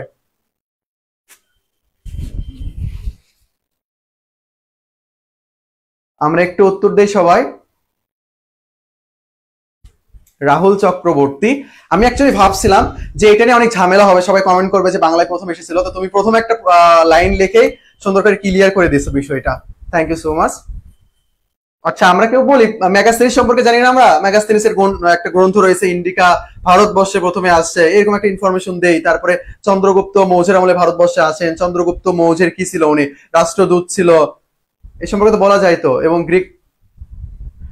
আচ্ছা দেখেন দেখেন আমি কতগুলো আপনাদের বিষয় দেখাই। মেগাস্থিনিস এর সম্পর্কে আমরা কতগুলো তথ্য পাই। প্রথমত ইনি অ্যাকচুয়ালি কি ছিল? আচ্ছা, ইনি কোন দেশের নাগরিক ছিল এটা বলি তো একটু আগে, তারপর আমি ডিটেলস লিখতেছি। আপু আপনি লিখতে পারেন না, সমস্যা নাই আপু, আপনি জাস্ট ক্লাসগুলো দেখেন আর মনে মনে ভাবেন যে আমি এই কমেন্টটা করছি তার মানে আমি পারি। জ্যোতি আপু আপনি উত্তর করেন মেগাস্থিনিস কোন দেশের নাগরিক ছিল এটা অ্যাকচুয়ালি আগে বলেন, তারপর আমি ডিটেলস নিয়ে আলোচনা করব মেগাস্থিনিসকে নিয়ে।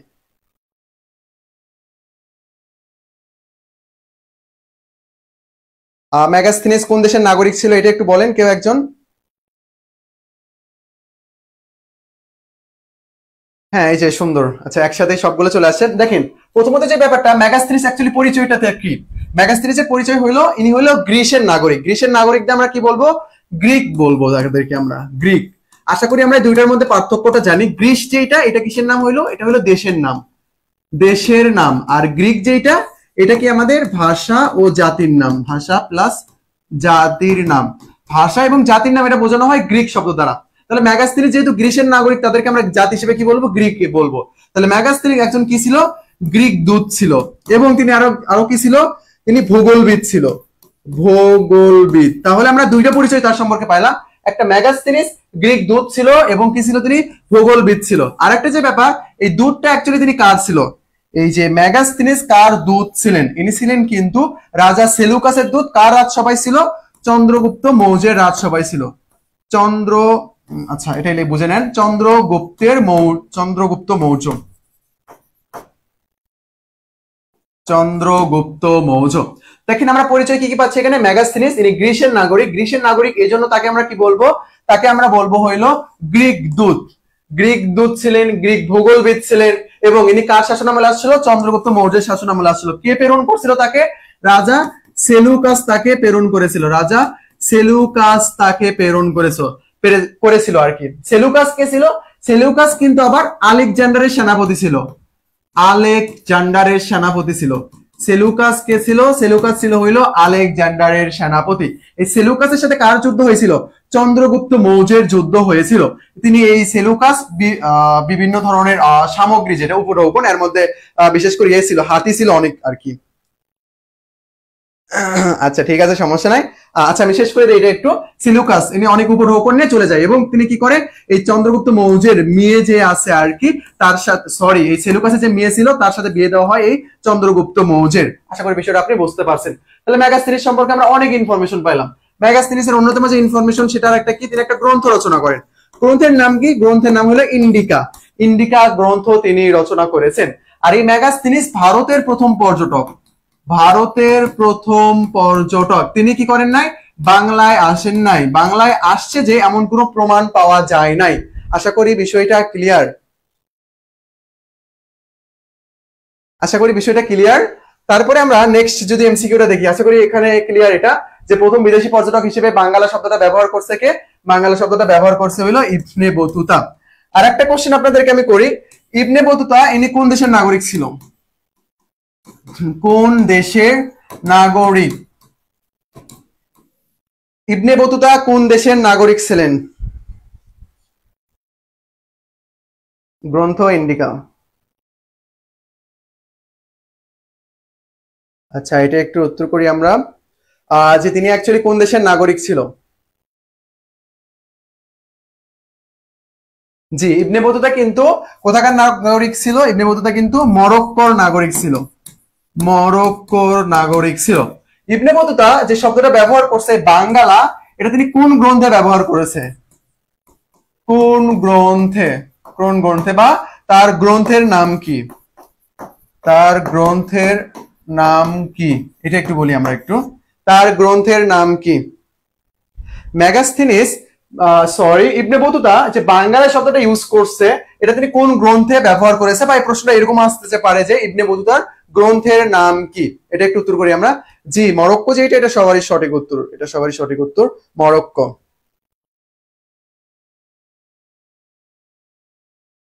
একজন মাত্র উত্তর করছি আমরা।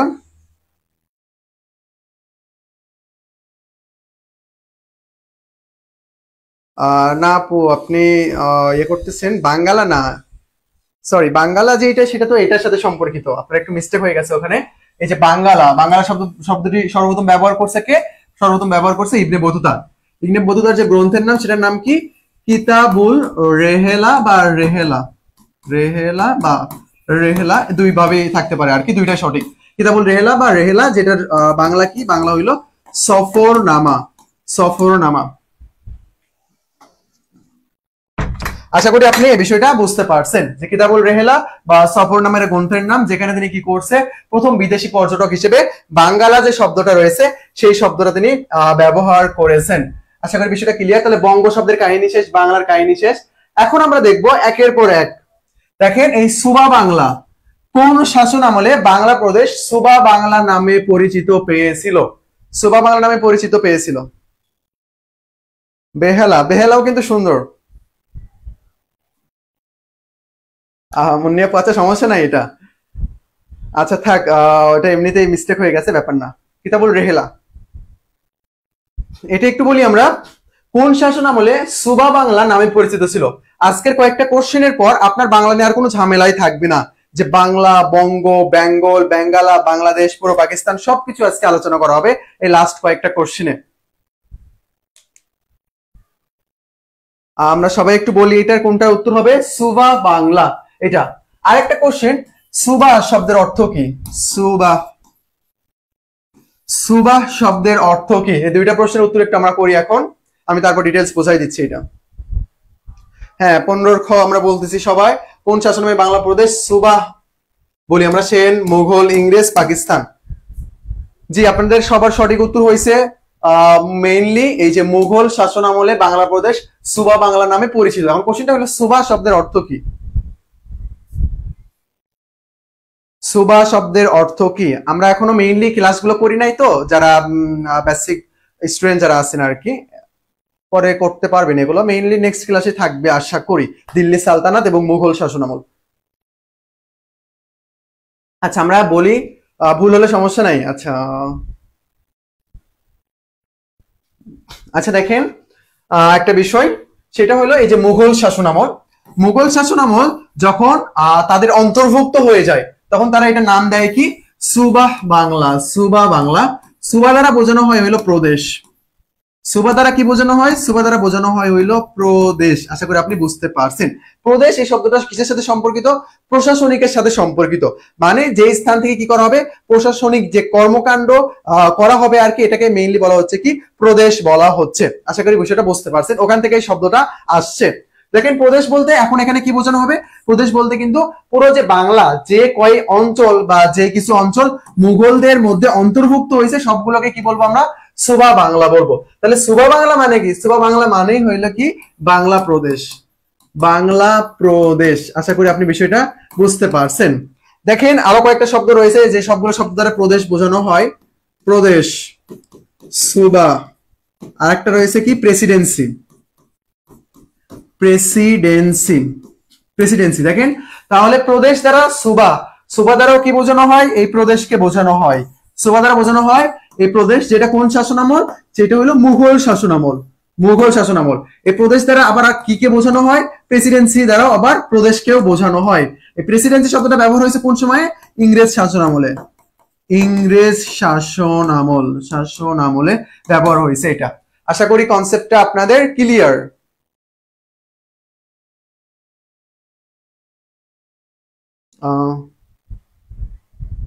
হ্যাঁ এটা সুন্দর একটা কোশ্চেন করছে, সেটা হলো সুবা নাকি সুবা থেকে সুবেদার। দেখেন সুবার যে প্রশাসক, সুবা, সুবা যে তারা গঠন করলো, একজন তো প্রশাসক থাকবে না? এই যে প্রশাসক, প্রশাসক, প্রশাসক বা প্রধান যে আর কি, তার নাম হবে কি? তার নাম হবে হইলো সুবেদার। সুবেদার। তাহলে আমার বিষয়টা ক্লিয়ার।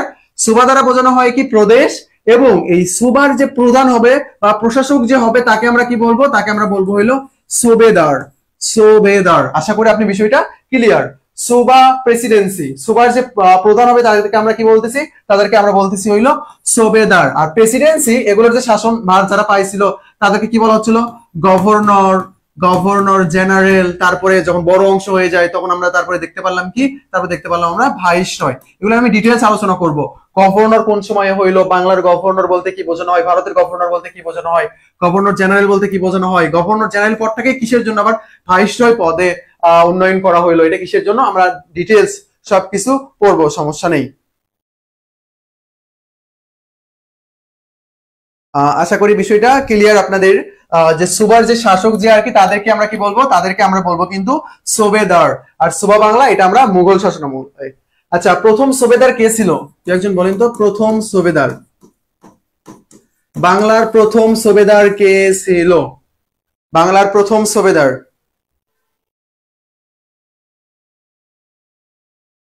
এমসিকিউ 20 বা কোশ্চেন 1000 লেখছেন? আচ্ছা 1000+, এত না। আচ্ছা এটার একটু উত্তর করি আমরা। প্রথম সুবেদার কে ছিলেন? প্রথম সুবেদার কে ছিলেন? প্রথম সুবেদার কে ছিলেন এটা একটু বলি আমরা।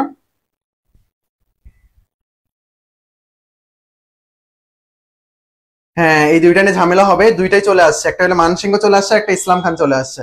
না, মুর্শিদ কুলি খানের কাহিনী অনেক পরে। আচ্ছা, এটা একটু আমরা বলি। দেখেন, বাংলাতে মেইনলি দুই ভাবে শাসন হয়েছে।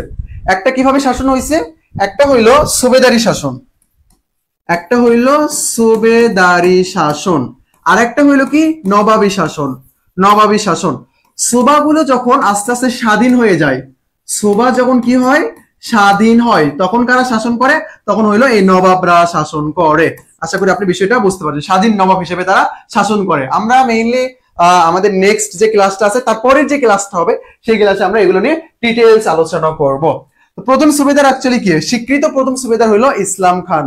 ইসলাম খান হইলো স্বীকৃত প্রথম সুবেদার। হ্যাঁ, রায়হান আহমেদ এরশাদ, তুমি যেটা বলছো সেটা ঠিক আছে, মানসিংহ আজ ছিল, বা মানসিংহ কিন্তু এই যে যারা 12 ভূঁইয়া ছিল এদেরকে পতন করাতে পারে নাই, মানে তাদের উপর যে কর্তৃত্ব বজায় করা, এটা মানসিংহ পারে নাই আর কি। তো ইসলাম খান যেটা, এটাই হবে সঠিক উত্তর। প্রথম সুবেদারকে, প্রথম সুবেদার হইলো ইসলাম খান।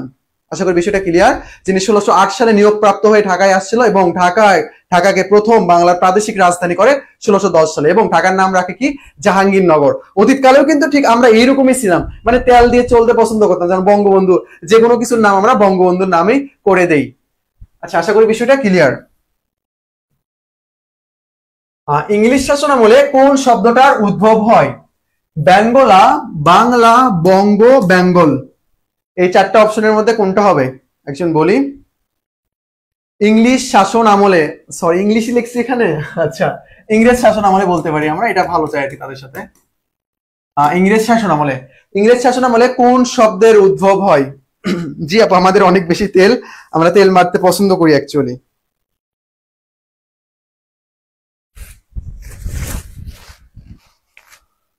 কোন শব্দের উদ্ভব হয় এটা একটু বলেন, মনে নাই?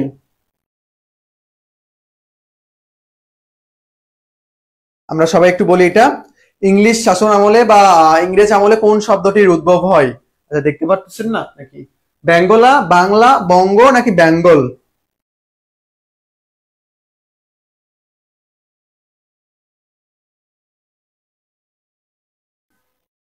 হ্যাঁ, আপনারা সবাই সঠিক উত্তর করছেন, সবাই সঠিক উত্তর, সবাই ঠিক আছে।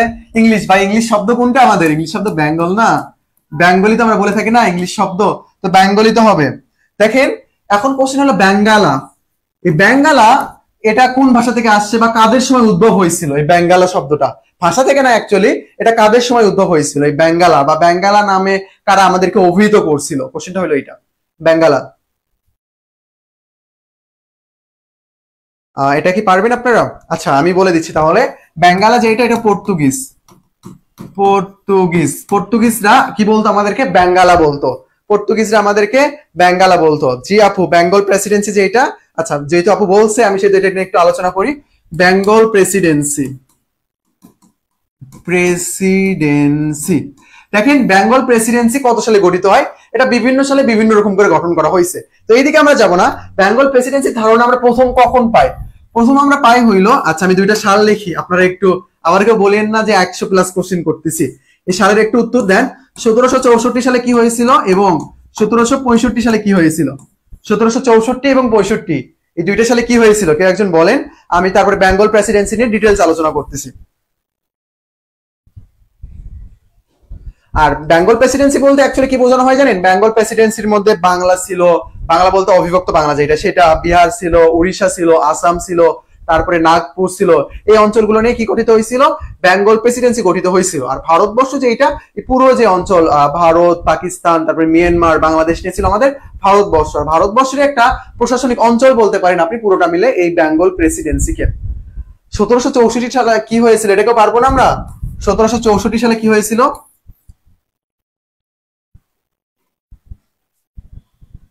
1764 সালে কি হয়েছিল?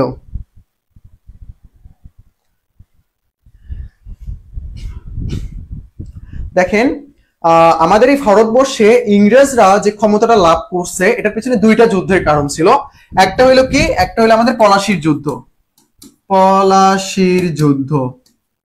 আচ্ছা, এটা না পারলেন অন্তত এটা বলেন, পলাশির যুদ্ধ কবে হয়েছে? আর একটা হলো আমাদের বক্সারের যুদ্ধ, বক্সারের যুদ্ধ। এই দুইটা বিষয় অনেক বেশি গুরুত্বপূর্ণ আমাদের যখন ইংরেজ শাসন আমরা পড়বো। এই পলাশির যুদ্ধের মাধ্যমে কি হয়েছে, পলাশির যুদ্ধের মাধ্যমে তারা ভারতবর্ষ বা বাংলার যে ক্ষমতা এর মধ্যে ঢুকে পড়ছে, তারা ঢুকে পড়ছে, সেই কি হয়ে সুচ হয়ে বের হয়েছে, কি একটা বলে না ফোড়া হয়ে নাকি এরকম টাইপ আর কি। আর এই বক্সারের যুদ্ধ যখন হয়েছে, এই বক্সারের যুদ্ধের মাধ্যমে একেবারেই তাদের যে বাংলার যে ক্ষমতাটা, মেইন যে ক্ষমতা, এদের কাদের হাতে চলে যায়, ইংরেজদের হাতে, মানে ক্লাইভের হাতে চলে যায়। আমরা ইংরেজি লিখলাম এখানে, বা আমরা কোম্পানি লিখতে পারি, সমস্যা নেই, সবগুলোকে সেম বোঝানো হচ্ছে এখানে, বা কোম্পানির হাতে চলে যায়। বক্সারের যুদ্ধের মাধ্যমে আমাদের বাংলার যে ক্ষমতাটা এটা কোথায় চলে যায়, কোম্পানির হাতে চলে যায়। আশা করি বিষয়টা আপনি বুঝতে পারছেন। হ্যাঁ 1757, ঠিক আছে। দেখেন পলাশির যুদ্ধ যেটা, সেটা হয়েছে 1700 কত সালে, আমাদের 57 সালে। 1757 সালের 23 জুন সকাল 8টায় বাংলার সূর্য কি হয়ে যায়, অস্তমিত হয়ে যায়। বাংলার যে সূর্যটা সেটা কি হয়ে যায়, অস্তমিত হয়ে যায়। আশা করি আপনি বিষয়টা বুঝতে পারছেন, মানে বাংলা তার স্বাধীনতাটা হারাই ফেলে, এটাকে বোঝানো হচ্ছে। তারপরে সূর্যটা আবার কবে উঠছিল, সূর্যটা কিন্তু আবার উঠেছিল যখন আমরা মুজিবনগর সরকার যে শপথ গ্রহণ যে অনুষ্ঠান ছিল সেইখানে। আচ্ছা, মানে এগুলো কিন্তু কাল্পনিক, জাস্ট বোঝানো হচ্ছে যে বাংলার স্বাধীনতা সূর্য অস্তমিত আর উদয় আর কি। আচ্ছা দেখেন কি হয়েছে এখানে, 1764 সালে কি হয়েছে, আমাদের বক্সারের যুদ্ধ হয়েছে। কার মধ্যে হয়েছে, কার মধ্যে, মীর কাসিমের মধ্যে, আর কার মধ্যে হয়েছে, ক্লাইভের মধ্যে। তাহলে এখানে ক্লাইভ আর কে, ক্লাইভ ভার্সেস মীর কাসিম। মীর কাসিম, মীর কাসিম ছিল একজন স্বাধীন চেতা নবাব। আশা করি বিষয়টা বুঝতে পারছেন। দেখেন ব্যাপারটা কি হয়েছে, পলাশির যুদ্ধে কে পরাজয় বরণ করছে, পলাশির যুদ্ধে আমাদের নবাব সিরাজউদ্দৌলা পরাজয় বরণ করেছে ভাগীরথী নদীর তীরে। পলাশির যুদ্ধে কি হয়েছে, আমাদের আমাদের এই যে পলাশির যুদ্ধে নবাব সিরাজউদ্দৌলা পরাজয় বরণ করছে। নবাব সিরাজউদ্দৌলা যখন পরাজয় বরণ করছে, তখন ক্ষমতাটা কাকে দেওয়া হয়েছে, ক্ষমতাটা দেওয়া হয়েছে হইল কাকে, মীর জাফরকে। মীর জাফরকে দেওয়া হয়েছে। বাট ইংরেজদের যে দাবি দেওয়া ছিল, যে দাবি দেওয়া ছিল সেটা মিটাতে পারতেছিল না কে, পারতেছিল না হইলো মীর জাফর। তার মানে আমি যে এক্সপেকটেশন গুলো রাখতেছি আমার গার্লফ্রেন্ডের কাছে, আস্তাগফিরুল্লাহ, মানে আমার ওয়াইফের কাছে, সেটা কি করতে পারতেছে না, সেটা সে পূরণ করতে পারতেছে না।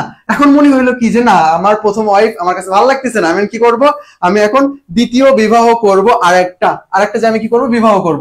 তো কি করছে ইংরেজরা, ইংরেজরা যখন দেখলো যে মীর জাফর কি করতে পারতেছে না, দাবি দেওয়া মেটাতে পারতেছে না, তখন কি করে, তখন এই মীর কাসিমকে ক্ষমতা দেয়। মীর কাসিমকে ক্ষমতা দেয়। মীর কাসিম কে ছিল, মীর কাসিম কিন্তু এই যে মীর জাফরের কিন্তু জামাতা ছিল। দুঃখজনক বিষয় হলো মীর কাসিম যে এ ছিল আরো স্বাধীন চেতা নবাব। জি সাদিয়া আপু, এ ছিল একজন স্বাধীন চেতা নবাব। দেখলো যে ইনি আরো স্বাধীনতার জন্য যুদ্ধ করতেছে। তো ধরেন গার্লফ্রেন্ড প্রথমে ছিল কে, প্রথমে ছিল হলো সাদিয়া। তো সাদিয়াকে ভালো লাগতেছে না, পরবর্তীতে কার কাছে চলে গেলাম, সুমাইয়ার কাছে চলে গেলাম। বাট এখন এসে দেখতেছি যে না, সুমাইয়ার চাইতে সাদিয়া ভালো। সাদিয়া দাবি দাও মেটাতে না পারলেও সুমাইয়া কি চাচ্ছে, সুমাইয়া একেবারে স্বাধীনতা চাচ্ছে, যে আমি যা ইচ্ছা তাই করবো, তোমার কথা আমি শুনবো না। এই সুমাইয়া এখানে কে, সুমাইয়া হইলো এই মীর কাসিম, আর সাদিয়া হইলো এই যে মীর জাফর। আশা করি বিষয়টা আপনি বুঝতে পারছেন। আর এটার মাধ্যমে কিন্তু ক্ষমতাটা চলে যায় ইংরেজদের হাতে। আর ইংরেজদের হাতে যখন ক্ষমতাটা চলে যায়, তারপরের সাল যেটা, সেটা গুরুত্বপূর্ণ একটা সাল, 1765। এই 1765 সালে কি করে, বাংলা, বিহার, উড়িষ্যার দেওয়ানি লাভ করে। আপু কিছুক্ষণ আগে এটা কিন্তু কমেন্ট করছিল, উড়িষ্যার দেওয়ানি লাভ করে। কে দেওয়ানি লাভ করছে, ক্লাইভ। ক্লাইভ কি করে, এখানে দেওয়ানি লাভ করে। দেওয়ানি, এই দেওয়ানি বলতে বোঝানো হয় হইলো রাজস্ব আদায়ের ক্ষমতা। রাজস্ব আদায়ের ক্ষমতা, আদায়ের ক্ষমতা। আশা করি আপনি বিষয়টা বুঝতে পারছেন। 1765, তাহলে কাহিনী কি হয়েছিল আমাদের, 1765 সালে বাংলা, বিহার, উড়িষ্যার দেওয়ানি লাভ করে কে, রবার্ট ক্লাইভ। কিসের জন্য দেওয়ানি লাভ করছে, কারণ 1764 সালে পরাজয় বরণ করছে। এটার হিসেবে কি নেওয়া হয়েছে, 1765 সালে বাংলা, বিহার, উড়িষ্যার দেওয়ানি নেওয়া হয়েছে। আশা করি বিষয়টা বুঝতে পারছেন। আর দেওয়ানি যখন লাভ করে সেই সময় কিন্তু সম্রাট ছিল দ্বিতীয় শাহ আলম, মানে মুঘল সম্রাট ছিল দ্বিতীয় শাহ আলম। সাদিয়া আপু, মীর জাফর না ঘসিটি বেগম। আপু দাওয়াত মানে এগুলো পড়াই রাখছি তো যখন অনুষ্ঠান। আচ্ছা আস্তাগফিরুল্লাহ, বিবাহ নিয়ে মজা করতে নাই। আচ্ছা থাক, আপনারা নষ্ট হয়ে গেছেন, পাপী হয়ে গেছেন আপনারা, তো তওবা করে নিন। আমরা এখন নেক্সট কোশ্চেন দেখবো হইলো বাংলা পুনরায় একত্রিত হয় কবে।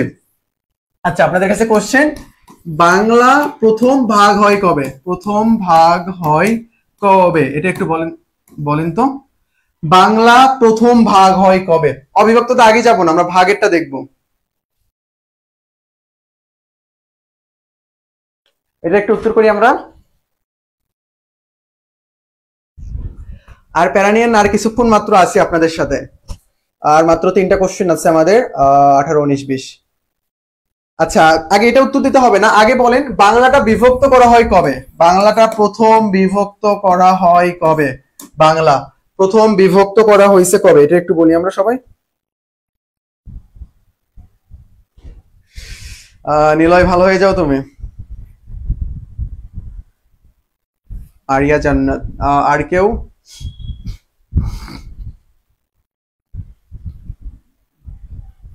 আজকে আমি একটা কনসেপ্ট আপনাদেরকে ক্লিয়ার করে দেব এই ক্লাসে, বাট আমি বেসিকে আরো ডিটেইলস আলোচনা করব, সমস্যা নাই। 2005 না তো আপু, 5-এ চলে গেছেন কেন? আচ্ছা, এখানে তো একটা অপশন দেওয়া আছে, এগুলোর মধ্যে থেকে একটা অপশন হবে, বুঝে নেন আর কি। আচ্ছা দেখেন, বাংলা বাংলা ভাগ হয়েছে দুইবার। প্রথম ভাগ হয়েছে 1905 সালে, 16 অক্টোবর 1905, এটাকে আমরা কি বলতেছি? বঙ্গভঙ্গ। আর বাংলা দ্বিতীয়বার ভাগ হয় কবে?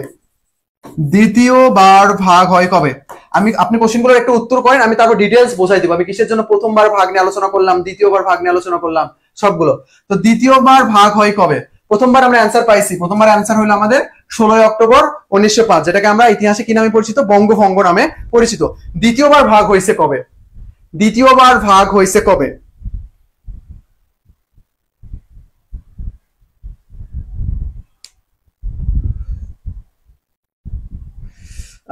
আচ্ছা ঠিক আছে, সমস্যা নাই।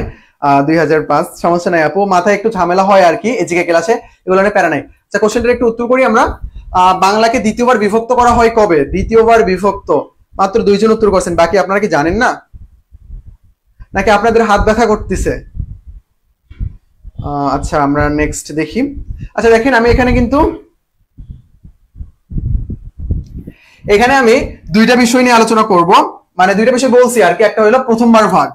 তাহলে বাংলাকে প্রথমবার ভাগ করা হয়েছে কবে? প্রথমবার ভাগ করা হয়েছে কিন্তু 1905 সালে। দ্বিতীয়বার ভাগ করা হয়েছে কবে?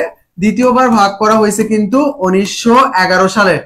তাসরিফা আপু, আপনি কথাগুলো একটু মনোযোগ দিয়ে শোনেন, আপনি একটু এক জায়গায় ঝামেলা করছিলেন, আমি একটু বুঝাই দেই, বেসিক ক্লাসে আরো ডিটেইলস থাকবে, কোনো সমস্যা নাই।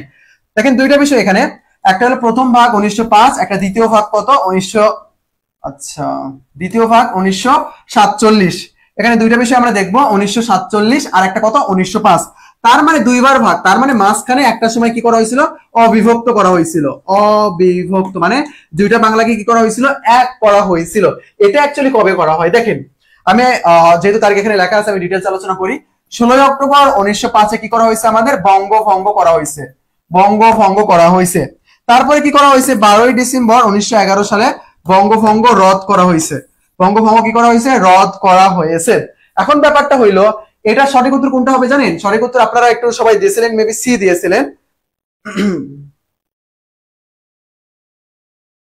আচ্ছা, এটা একটু বলি আমরা। আচ্ছা সমস্যা নেই, আন্দাজে বলছেন, যা কিছু বলছেন সবকিছু আমি ডিটেইলস আলোচনা করে দিচ্ছি। দেখেন এখানে কিন্তু দুইটা বিষয়, একটা 16 অক্টোবর 1905 বঙ্গভঙ্গ, 12 ডিসেম্বর 1911 কি হয়েছে? বঙ্গভঙ্গ রদ হয়েছে, মানে বাতিল হয়েছে। দেখেন আমার কথাটা একটু মনোযোগ দিয়ে শোনেন। আচ্ছা, আমি একটু পানি খেয়ে নিই।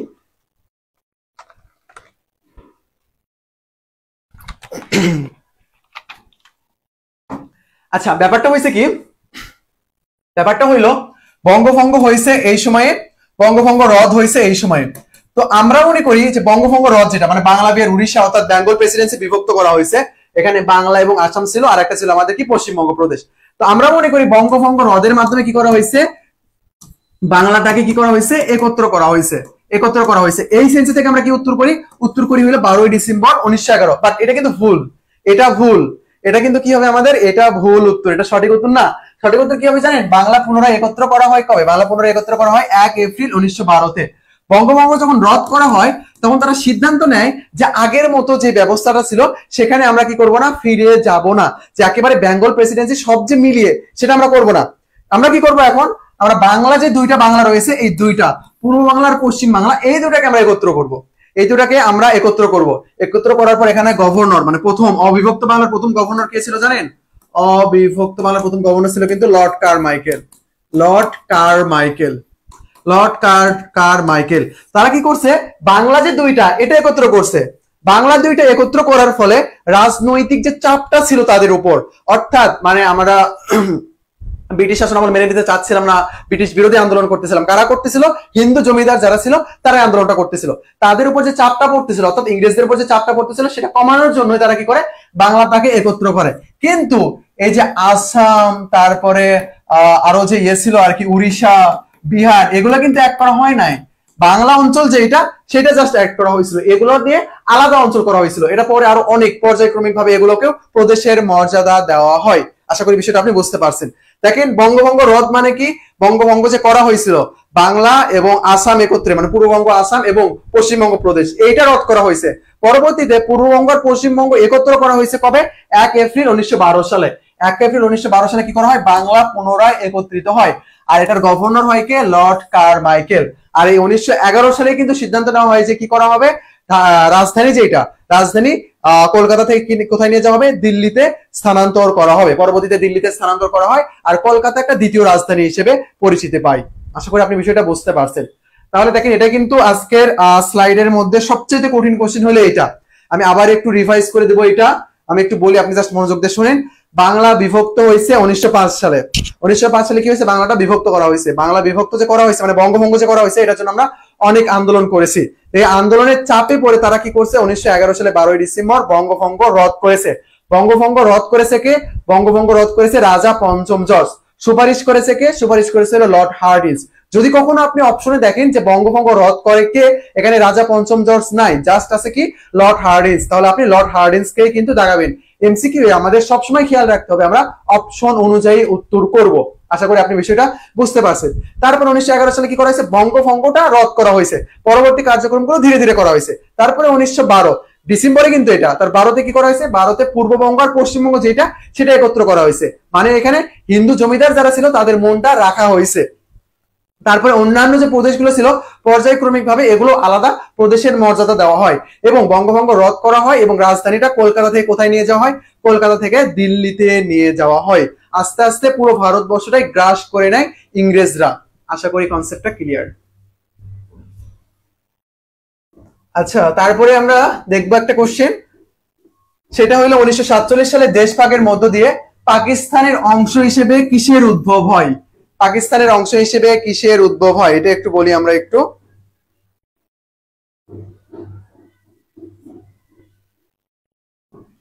জি, বঙ্গভঙ্গ রদের সময় ভারতের গভর্নর ছিল কে? গভর্নর ছিল হইলো লর্ড হার্ডিঞ্জ। আর সেই সময় রাজা কে ছিল? ব্রিটিশ রাজা ছিল রাজা পঞ্চম জর্জ। আর রাজা পঞ্চম জর্জের অভিষেক অনুষ্ঠান কিন্তু আমাদের এই দিল্লিতে হয়েছিল। এখানে কিন্তু তিনি তার স্ত্রীকে সাথে নিয়ে আসছিল। এটা একটু বলি আমরা। 1947 সালে দেশভাগের মধ্য দিয়ে পাকিস্তানের অংশ হিসেবে উদ্ভব হয় কিসের? 1947 সাল, দ্বিতীয়বার দেশভাগ। দ্বিতীয়বার দেশভাগ। দ্বিতীয়বার দেশভাগ। আশা করি আপনি বুঝতে পারতেছেন। দ্বিতীয়বার দেশভাগ। আল্লাহ, আপনারা সবাই ভুল উত্তর করতেছেন, এটা কিন্তু ঠিক না। C, maybe. মেবির পর সুন্দর একটা ইমোজি দিয়েছেন।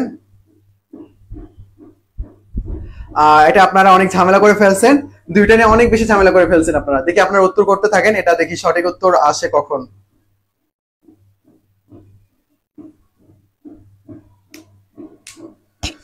আমরা একটু উত্তর করি সবাই। আচ্ছা, ঠিক আছে। কোশ্চেনটা হইলো আমাদের 1947 সালে দেশভাগের মধ্য দিয়ে পাকিস্তানের উদ্ভব হয়, পাকিস্তানের অংশ হিসেবে উদ্ভব হয় কিসের? পূর্ব পাকিস্তান না, এটা হবে না। বাংলার উদ্ভব হয় না, এখানে বাংলা বলতে অবিভক্ত বাংলাকে বোঝানো হচ্ছে, এটা হবে না। এটা হবে কি? এটা হবে পূর্ব বাংলা। মানে 1947 সালে দেশভাগের মধ্য দিয়ে পূর্ব বাংলার উদ্ভব হয়। কিসের উদ্ভব হয়েছে এখানে? পূর্ব বাংলার উদ্ভব হয়েছে। না আপু, বাংলা না, পূর্ব বাংলার উদ্ভব হয়েছে। পূর্ব বাংলার উদ্ভব হয়েছে। আর দেশভাগ যখন হয়ে যায় তখন কি হয়েছে? দেশভাগের সময় অনেকগুলো আন্দোলন হয়েছে, জাস্ট আমরা ওগুলোতে যাবো না, ওগুলো আমরা বেসিক ক্লাসে আলোচনা করবো। এখানে যে আলোচনা সেটা হলো কি, এখানে পাকিস্তানের জন্ম হয়, পাকিস্তানের জন্ম হয় আর কিসের জন্ম হয়? দ্বিজাতি তত্ত্বের ভিত্তিতে আর কি ভারতের জন্ম হয়। যদিও দ্বিজাতি তত্ত্ব এভাবে এখানে ফলানো হয় নাই। পাকিস্তানের অংশ হিসেবে এখানে আসে কি? পূর্ব বাংলা। পূর্ব বাংলার বাংলাটা ভাগ হয়ে কোনটায় চলে যায়? আরেকটা অংশ যেটা ছিল আমাদের পশ্চিম, এই যে পশ্চিম বাংলা, এটা কোথায় চলে যায়? এটা চলে যায় হলো ভারতে।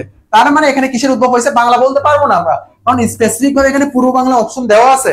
যখন স্পেসিফিক ভাবে পূর্ব বাংলা অপশন দেওয়া আছে তখন আমরা বাংলা বলতে পারবো না। জি আপু, আপনার প্রথমত ঠিক ছিল, বাট আপনি নিজে কনফিউশনের মধ্যে পড়ে গেছেন, এই জন্য ভুল করছেন।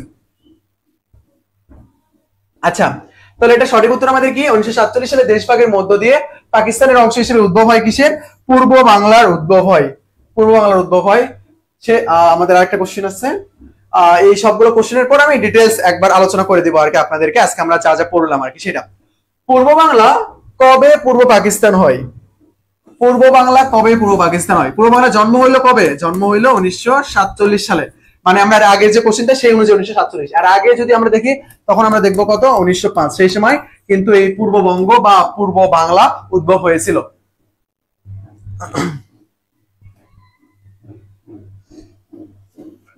আচ্ছা, এক্সট্রা নয়েজ কি আপনাদের ওখানে যাচ্ছে নাকি শুধু আমার ভয়েসটাই ঠিক আছে? সাউন্ড হচ্ছে তো বাইরে?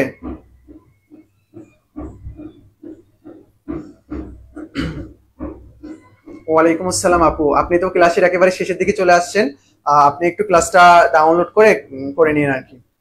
আচ্ছা, এক্সট্রা নয়েজ কি যাচ্ছে আপনাদের কাছে? মেবি যাওয়ার কথা না।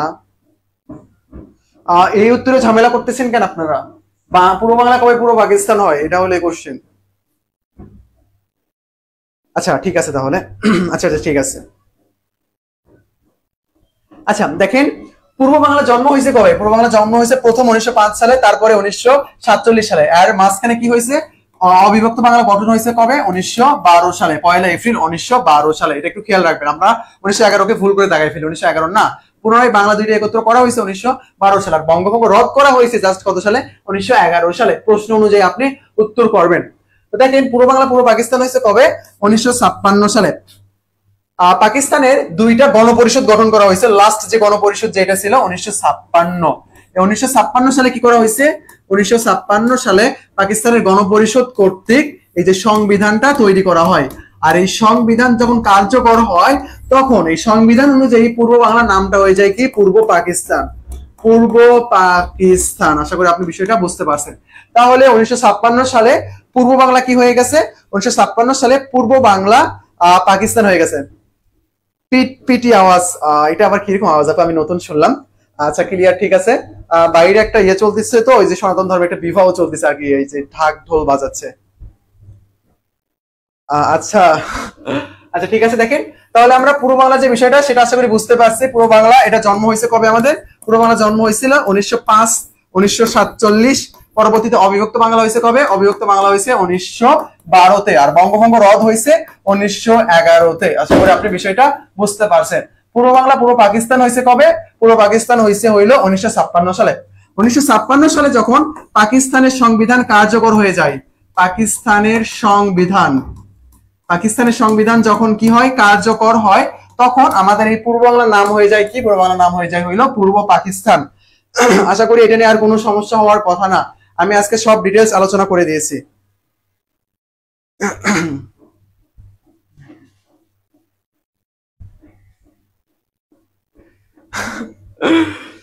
আচ্ছা আচ্ছা, আমরা নেক্সট কোশ্চেন দেখবো, একটু ওয়েট করি। বিয়ের কথা বলাতে আমার এই যে স্ক্রিন যেটা সেটাই কাজ করতেছে না। আর এই যে আমাদের পোকা। আচ্ছা, তারপরে আমরা দেখি, চলেন আমাদের লাস্ট কোশ্চেন, এরপর আমরা ডিটেলস আলোচনা করব। লাস্ট কোশ্চেনটা হলো আমাদের স্বাধীন দেশটির নাম হবে বাংলাদেশ, কবে ঘোষণা করা হয়? এটা আমাদের অনেক সুন্দর একটা কোশ্চেন। আমাদের স্বাধীন দেশটির নামকরণ করা হয় বাংলাদেশ, করা হবে বাংলাদেশ, এটা কবে ঘোষণা করা হয়? এবং আরেকটা কোশ্চেন, এই কথাটা কে বলেছিল, কে বলেছিল, কে বলেছিল? দুইটা কোশ্চেন আমরা একটু উত্তর করি। হ্যাঁ, বিয়ের কথা শুনে পোকা চলে আসছে। আরে ব্যাপারটা হয়েছে কি, আমি যে মজা করি সাদিয়া সুমাইয়া নিয়ে, আমার 14 গোষ্ঠী, আমার তারপরে এই যে আশেপাশে গ্রামগঞ্জ সবাই জানে যে সাদিয়া নামে কেউ একটা আছে। এখন কি করতে হবে, যখন বিবাহ করতে যাবো, সাদিয়া নামে যে মেয়েগুলো আছে তাদেরকে দেখতে যাবো, তাদের মধ্যে যে কোনো একজনকে বিয়ে করে নেবো, কাহিনী শেষ। তখন সবাইকে বলবো সেই ক্লাস 1 এর প্রেম। এটা একটু উত্তর করি আমরা।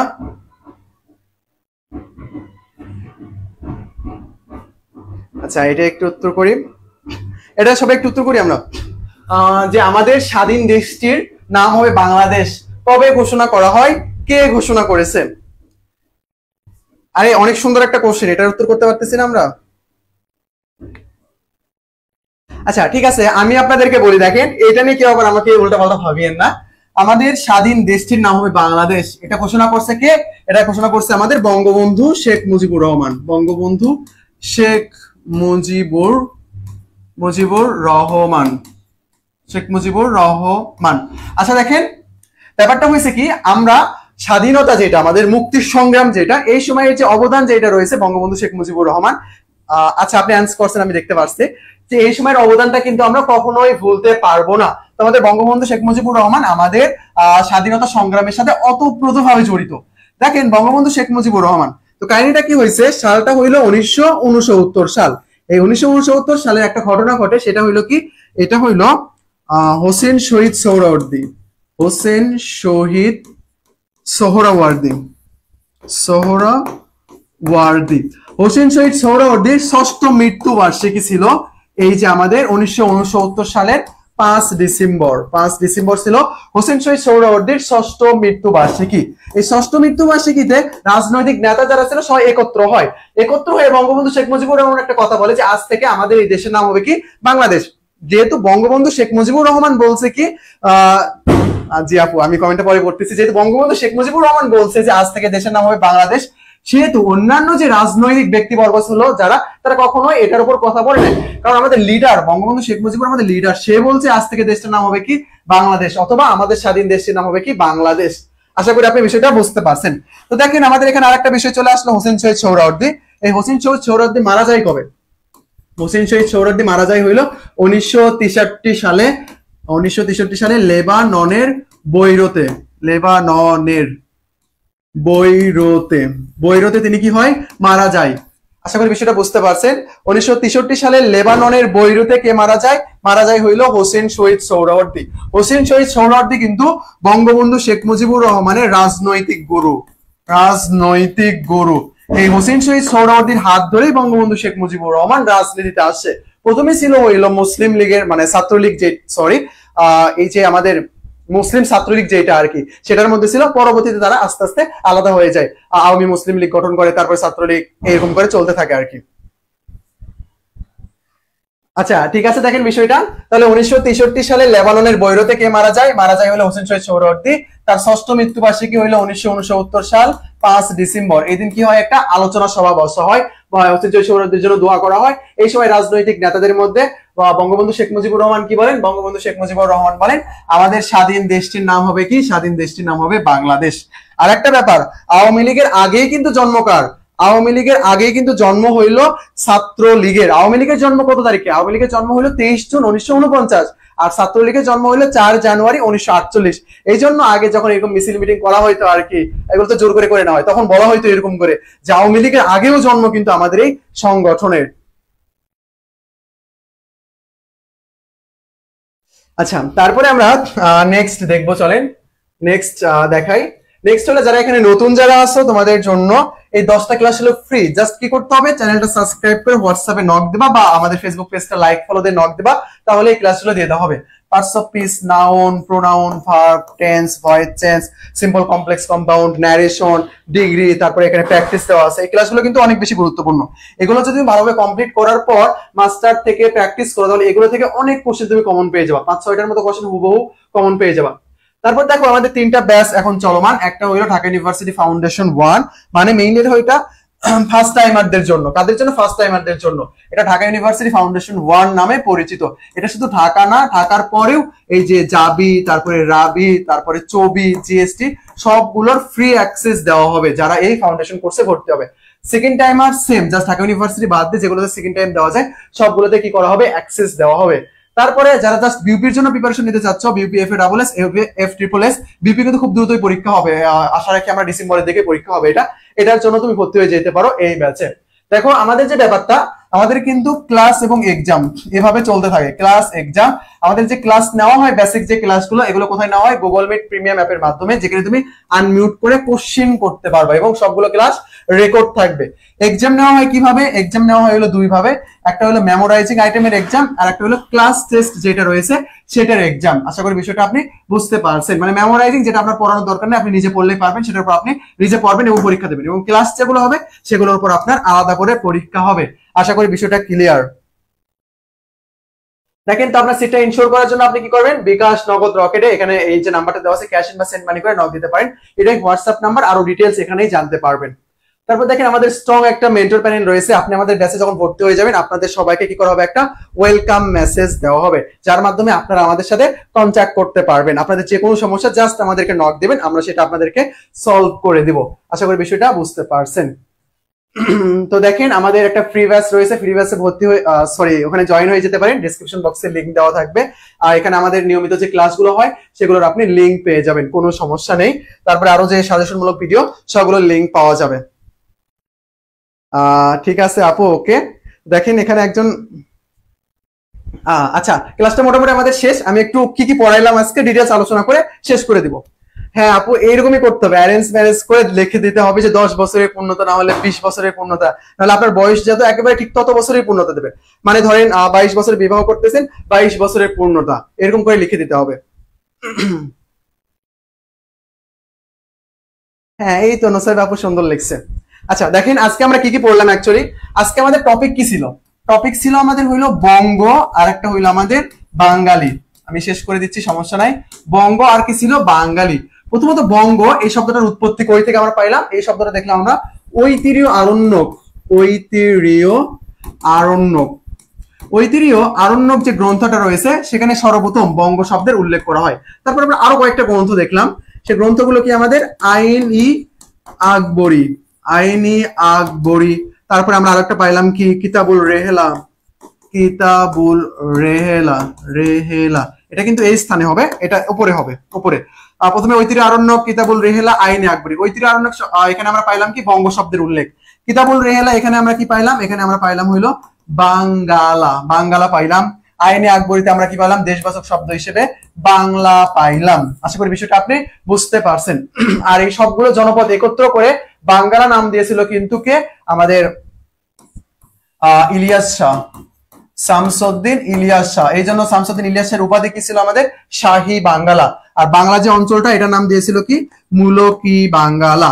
তারপরে আমরা কি দেখলাম, বঙ্গ বাঙ্গালা এরকম করে দেখলাম। তারপরে আমরা দেখলাম বেঙ্গল প্রেসিডেন্সি, বঙ্গ শব্দ, তারপরে বেঙ্গল শব্দ। বেঙ্গল শব্দ যেটা, এটার উদ্ভব আমরা কোথায় পাইলাম, এটার উদ্ভব আমরা পাইলাম হইলো কোথায়, বেঙ্গল যে শব্দটা এটার উদ্ভব পাইছি আমরা হইলো ইংরেজ শাসন আমলে, ইংরেজ শাসন আমলে। তারপরে আমরা বেঙ্গালা যেটা, এটা আমরা কাদের থেকে দেখতে পাইলাম, দেখতে পাইলাম হইলো পর্তুগিজদের মধ্যে।